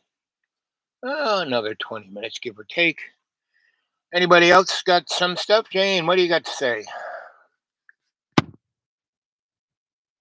Some more questions, some more thumbs up. Sheriffs. Yep. Sheriffs. Yep, exactly. And so in America, it's really interesting. Sheriffs can't be touched. They're the untouchable. They can pretty much do whatever the heck they want. My uncle Leo was the sheriffs of 2 counties because my great aunt, and she was like the character out of It's a Wonderful Life, and there was Mr. Potter. That was my great aunt. She owned everything, every piece of real estate. She, back around the Spanish, I was going to say Spanish Inquisition, but no, the Spanish War, in the 1890s to the 1910s or 11s, my great aunt, who's a great beauty, my mother looked a great deal like her, tall and shapely and really brilliant. Basically, women had no. She saw a lot of wealthy families in their women, and she was from one of those wealthy families, but they didn't have any money. They still had gravitas, but they had no money. And her twin, who she used to get it on with, um, died in the Spanish American War, and so she wore black the whole time. So she was really hot, and the widow. And so the really rich old guys, who owned a bank and owned a lot of property, say, "Hey, baby," and they were like Donald Trump. They could grab any pussy they wanted, but she would break their fingers, right? And so she, and she would be a real tease, and say, "You want this stuff? Well, you got to marry me, right?" And not only do you have to marry, you have to write, you know, a contract. When you die, I own everything. I control it. I own it. There's no in between. The lawyers can't do anything. I'm in control. You want to get in my pants? That's what it's going to take. And so those guys would fall for it every time. And so she would do it, and she was a great cook, and she would make lobster and steak and crown royal and no vegetables, just meat, high caloric stuff, and screw them 24/7. And she'd give them stuff, little stuff that she would, because she knew about herbs. When she died, or before she died, I used to go visit her, right? So my mom's youngest sister, Mary, was my godmother, who really, all she loved was bowling. She could bowl 360 every time she bowled. She was amazing.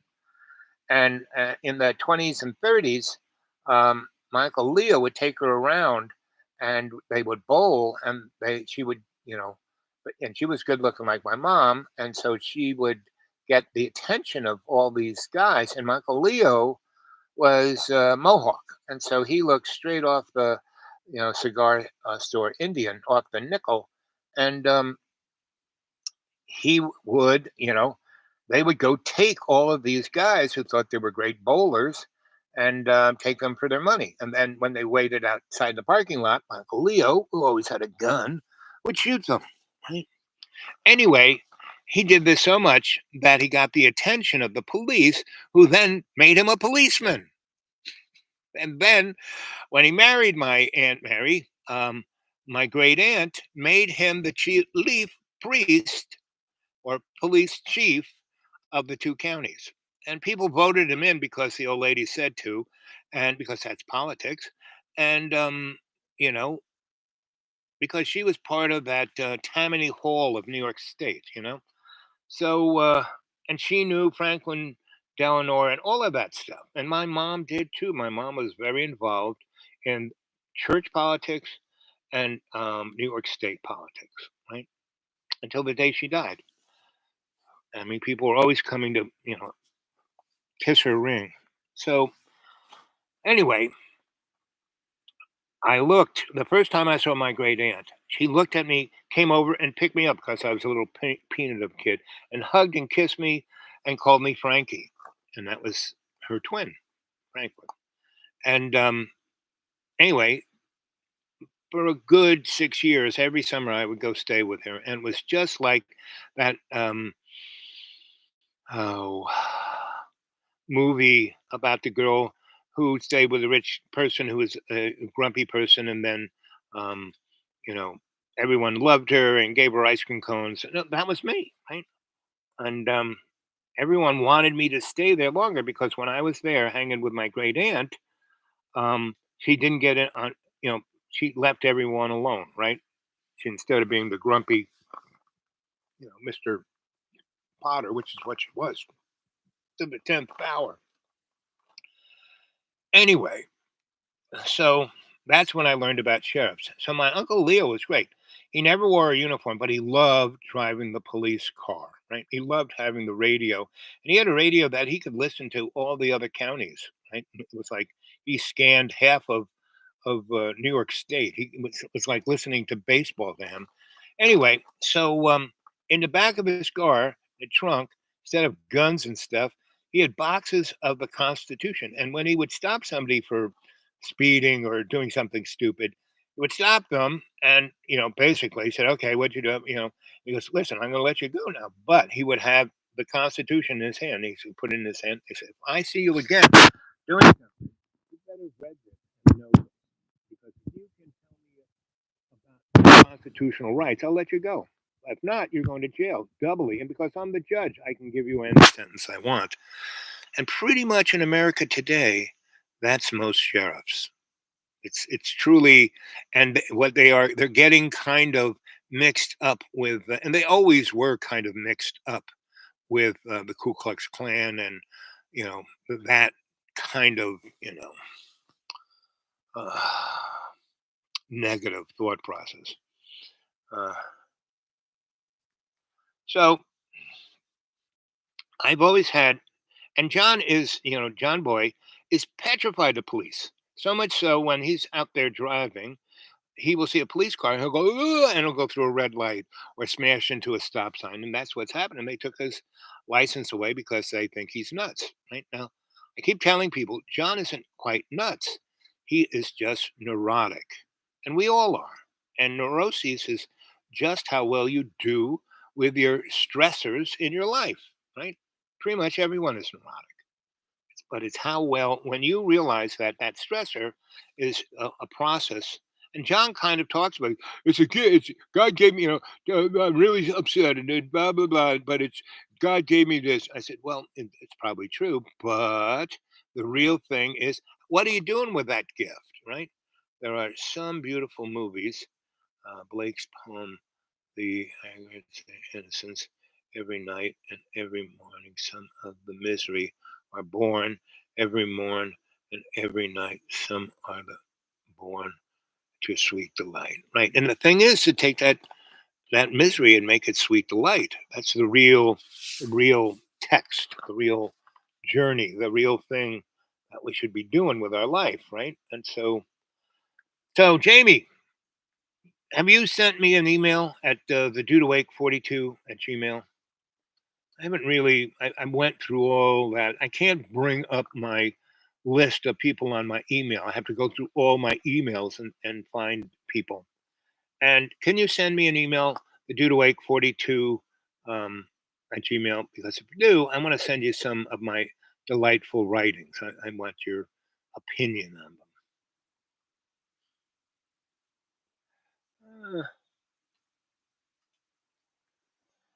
Born every morn and every night, some are born to sweet delight. Yep, exactly. So let's see how much juice we got left.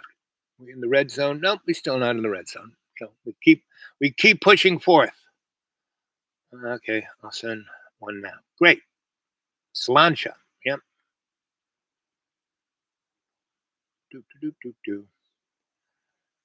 Lopez, man, I wish you were living with John Birmingham again. I may someday. I may even do it this, depending, like this winter I spent out here in the deep green. And I spent the whole thing. I didn't go someplace because I didn't have a vehicle. I couldn't go anyplace.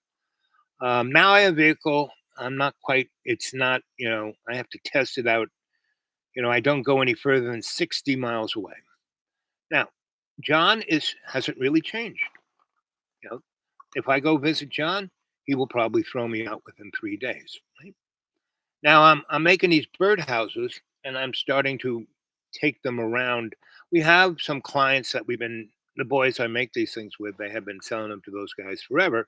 So I'm expanding our clientele out. And so we took one um, um, truckload of our birdhouses to some folk in Virginia near John Boy. And they all said, oh, yeah, these are great. And they bought them all up. And they're all selling them now. And they all say they're selling pretty good. So probably around Thanksgiving-ish or maybe Halloween-ish, I will head in that direction. And instead of going with my friend in his big truck, I will be in my car, and we'll probably be able to stuff about 100 birdhouses in my car. And then I have a good excuse to go visit John. And if, John Because I don't want to just go to John and do the same thing. If John and I have a number of great ideas for doing programs with John to work it out, right? And because I tried to do that before, and when we would do shows and get people, we get 75,000 hits per show. That's because I was kind of, you know, writing, directing, producing everything, and John was kind of shooting it, and I still, and he got upset. He goes, "I run everything. I run," and then he threw me out, right? And then he begged me to come back because people would curse him out for me not being there, right? So there's a good shot of me going up there around Halloween time, delivering birdhouses, and then going visit John, right? And I will know within, you know, so I go, okay, John, let's do this, and between now and then, if he can get his driver's license back, and get a car, we can take a road trip, go see his kids. Meaning, if I went with him between leaving Virginia and going all the way to Texas driving, I have about 20 different friends that we could stop and be at. And he would be, humanized. He would have experiences with wild and crazy artists, LGBTQ, right, musicians. He's a really good musician. He's a great artist. He has a lot of great talent. I have some great filmmakers, right? And so I could go, visit and spend, 3 or 4 days here, 3 or 4 days here, 3 or 4 days here, 3 or 4 days. Be really fun. I stay in touch with a number of those sheriffs along the Dixie Highway. It was truly amazing. There's about out of the 20 sheriffs I knew, there's still 4 being sheriffs, right? And there are about 8 sheriffs who are sons of those sheriffs that I remember them when they were little kids. So we could go and have a great time and make a video of all of that. Wouldn't that be fun? What don't you think the audience would like that one? We might even get somewhere with that. But I would say if I was a betting man, I would bet, that John wouldn't do any of it, right? And he would take me. We get on the road, and we would probably get, maybe into South Carolina, but before he really freaked out, and he would throw me out of the car and you know drive away. And he would do that because he has no empathy, and he has oh, he is totally a narcissist. I mean, it all is about John, but he's sweet.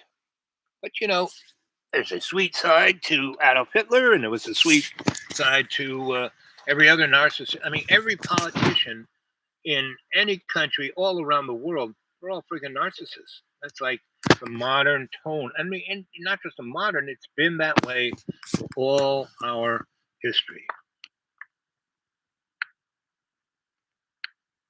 You know? John has changed.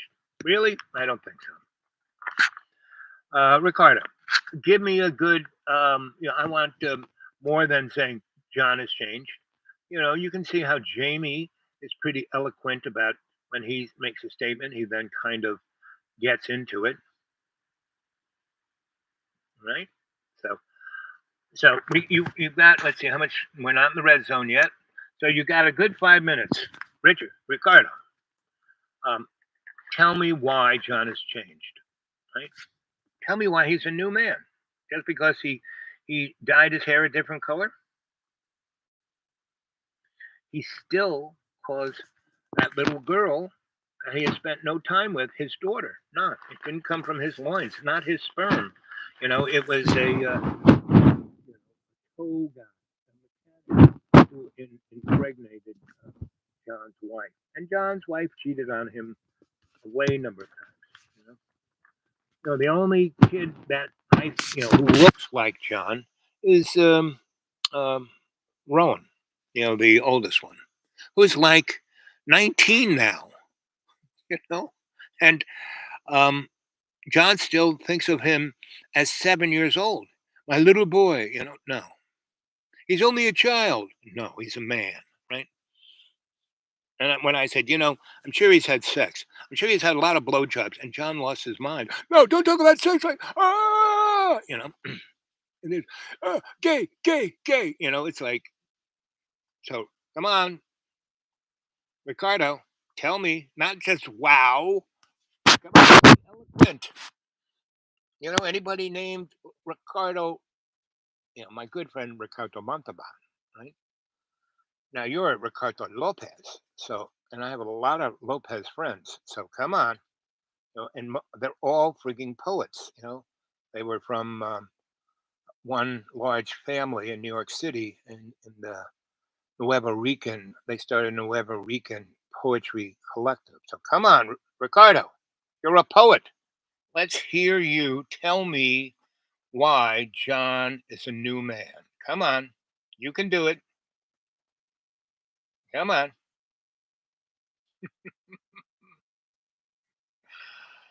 Uh, say again. We missed the cabal connection now. Well, there's so many cabals, right? That's first off, and they're all cousins to each other.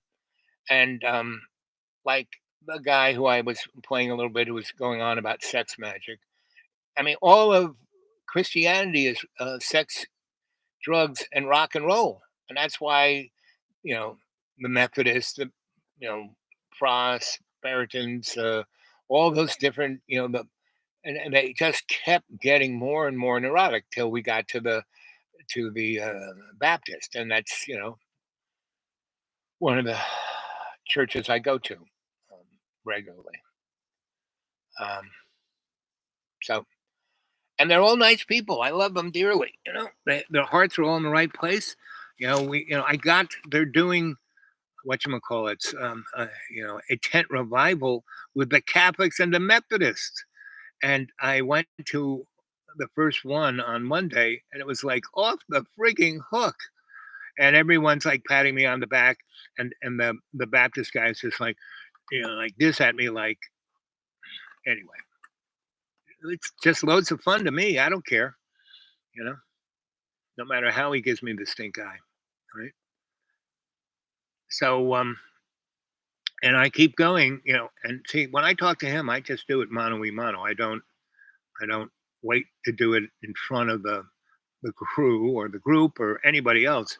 And I ask him, serious theological questions, and he has not a clue. You know, and that's kind of why he gives me a stink eye. And this little, love fest that we're having ain't gonna last too much longer, because the oh, unexpected input is the rich cockroaches coming from California and Texas and Florida and Charlotte, North Carolina, New Jersey, and New York. They're all coming here because Tennessee has no income tax. And this neck of the woods, the property tax is nil. And the powers that be, the Chamber of Commerce, the sheriffs, the mayors, the city and county guys, they're all they're really cheap. They're easy to buy. And they have had a long, long history of that, along with the rest of America's political structure. If you watched that debate last night, you could see the corruption on every level. You know, there was no motif. I mean, both sides. Um, you know, Cammy, everything about that was. I mean, her facial expressions. It was straight out of high school theater production, right? And you know, Donnie Chump, he was definitely straight out of Streetcar Named Desire. It wasn't my fault. Yeah, I didn't do it. You know. So come on, Richard, Richard L. Gato Lopez, come on. Uh, so anyway, but I'm not against it. I'm gonna, like I said, sometime between a little bit before Halloween and a little bit before Thanksgiving, I'm gonna head up there with a bunch of birdhouses, and I'll go visit John. We'll see if he even because he keeps saying, "Oh, you have to stay with me," blah blah blah blah blah. Right? We can do all this, blah blah blah blah blah, and we'll see, because the time gets closer to that. And I said, John, I'm all up for it. So, what? I'm not going up there just to get thrown out within 6 hours. I'm not gonna. I want to. I don't want to just do the same thing over and over again. I want to help you to become that really great guy that's in there, right? Now, it's like me. My body is racked. I weighed. I lived the desperate corporate lawyer life for 10 years and led a super hedonistic lifestyle, and it was great. I learned a lot of stuff about me, a lot of stuff about a lot of things, and then I died, 2014, right? And in a plate of linguine, and probably another Zionist troll. So see, I try not to um, basically judge anybody. I try to pull out the best in everybody, even a Zionist troll. I lived in Williamsburg, Brooklyn for 10 years. Um, the third highest rabbi in all of Israel was my rabbi. And I went to his Lubavitcher to become a rabbi because I could read Greek and Hebrew. And the rest of everybody nobody friggin', they couldn't read. No, they could pretend. The guys with the block on the head, they could do this, but could they tell me what that part? And they didn't know. They knew there were 3 books in the Hebrew religion. The Torah, the Tablet, and the Kabbalah. But when I said, "So have you read the Kabbalah?"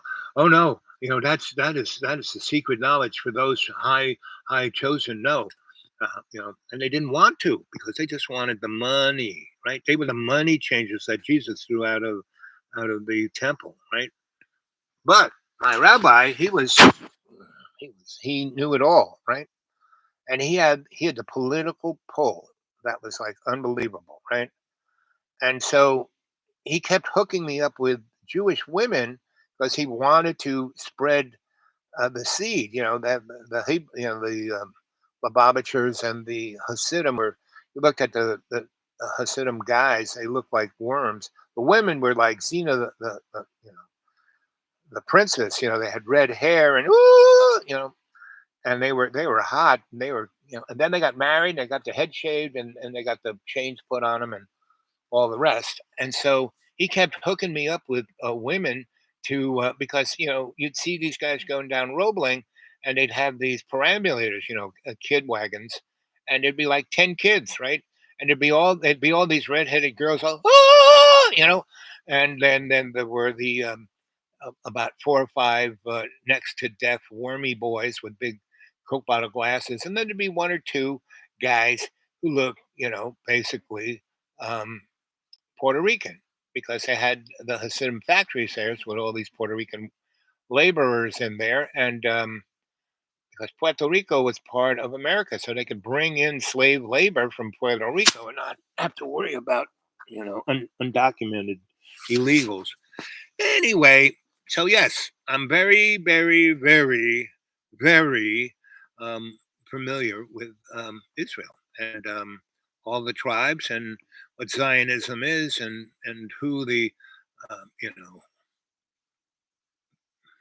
the Nazi Jews were.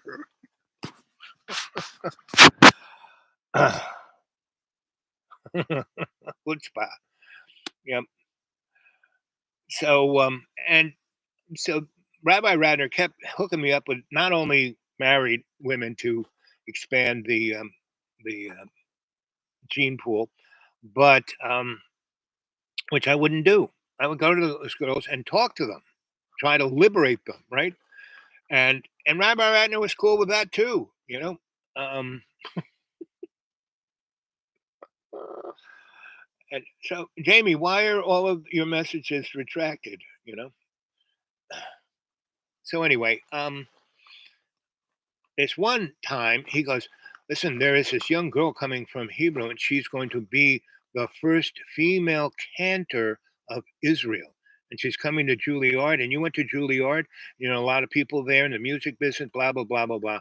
I want you to, be her guide, show her around, take care of her, make sure, when she goes outside the Hasidic bubble, she won't be, and I said, no problem. So she came, she's gorgeous, unbelievable musician. And basically, I took her around and I took her up to Harlem to all these jazz clubs. Jazz. And she played the clarinet and she played the oboe. She could play anything, the piano, the organ, you name it, accordion, pick any instrument, she could pick it up and play it and her voice, like magic flute itself. And so I take her to this one club where, all the next generation of the masters are.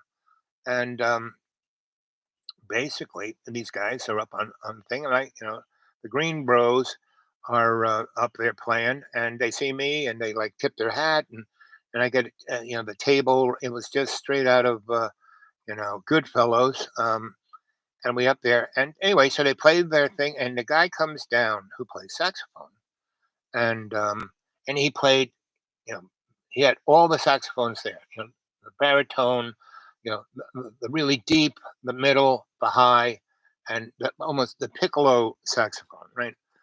And so anyway, he comes down and he kind of pats me on the back and gives me a hug and a secret handshake, and he goes, "Who's this?" And I explain who she is, and that's it. They sit down, you know, they look in each other's eyes, and I'm not there. They're just talking about music, da da da da da, and they're talking and talking, and she's not drinking, right? That's not she's not supposed to, but he orders. He knows what I like to drink, which is basically ginger ale and a little 7 and 7, right, in a highball glass, and that's all. I'll have one glass with a lot of ice cubes. I just have them keep putting gin. And the guy who's the waiter and the bartender, they know me. They know what I like. But this girl, she takes a sip of my drink and she goes, "What is that? What is that? That's not the ginger ale." And he goes, "It's 7 and 7." And she goes, "What is that?" He goes, "Well, it's kind of a really good blend." And she goes, "I'd like a glass that size with ice cubes and that in it." And he looks at me and I go like this. Anyway, so she drinks that and then they're going to do another set. And she goes up there with him and plays the clarinet and just rocks frigging out. I mean, she doesn't ever played any of this stuff, you know. Um, the closest she got was Klempner music, and she's like rocking out. And she is like, you can tell this girl is like excited sexually. She is like, you could smell it, right? And so everyone in the room is electrified because all these blacker than black guys and this whiter than white girl is up there and she is rocking. And they're like following her, right? And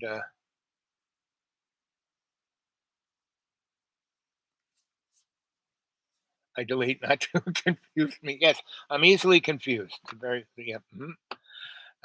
So anyway, they are. It's I can see they are a thing, right? And so we leave there around 2 in the morning.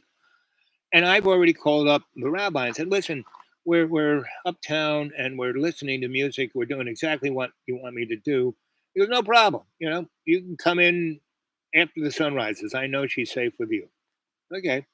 So let's see how much we're in the red zone. I'll have to quicken this up. So long story short, those two hit it off.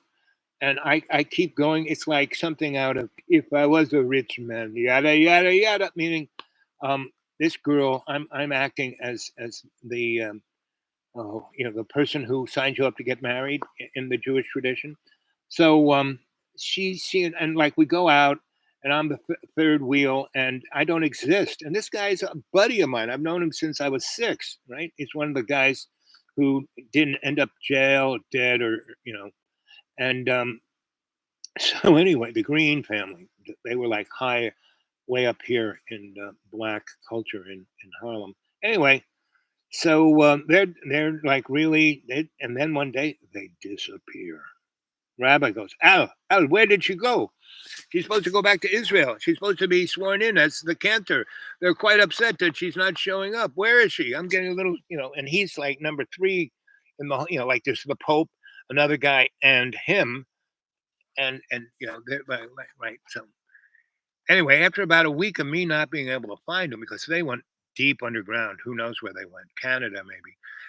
Anyway, so he says, you need to get out of New York. They're looking for you. I said, who's looking for me? Mossad. Mossad, they're going to kill you. What? So I left for a year. I went to Ireland and I stayed with my gypsy friends. I knew they'd protect me.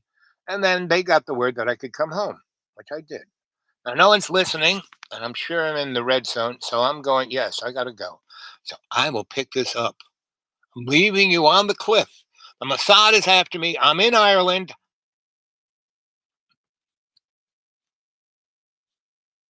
I love you guys.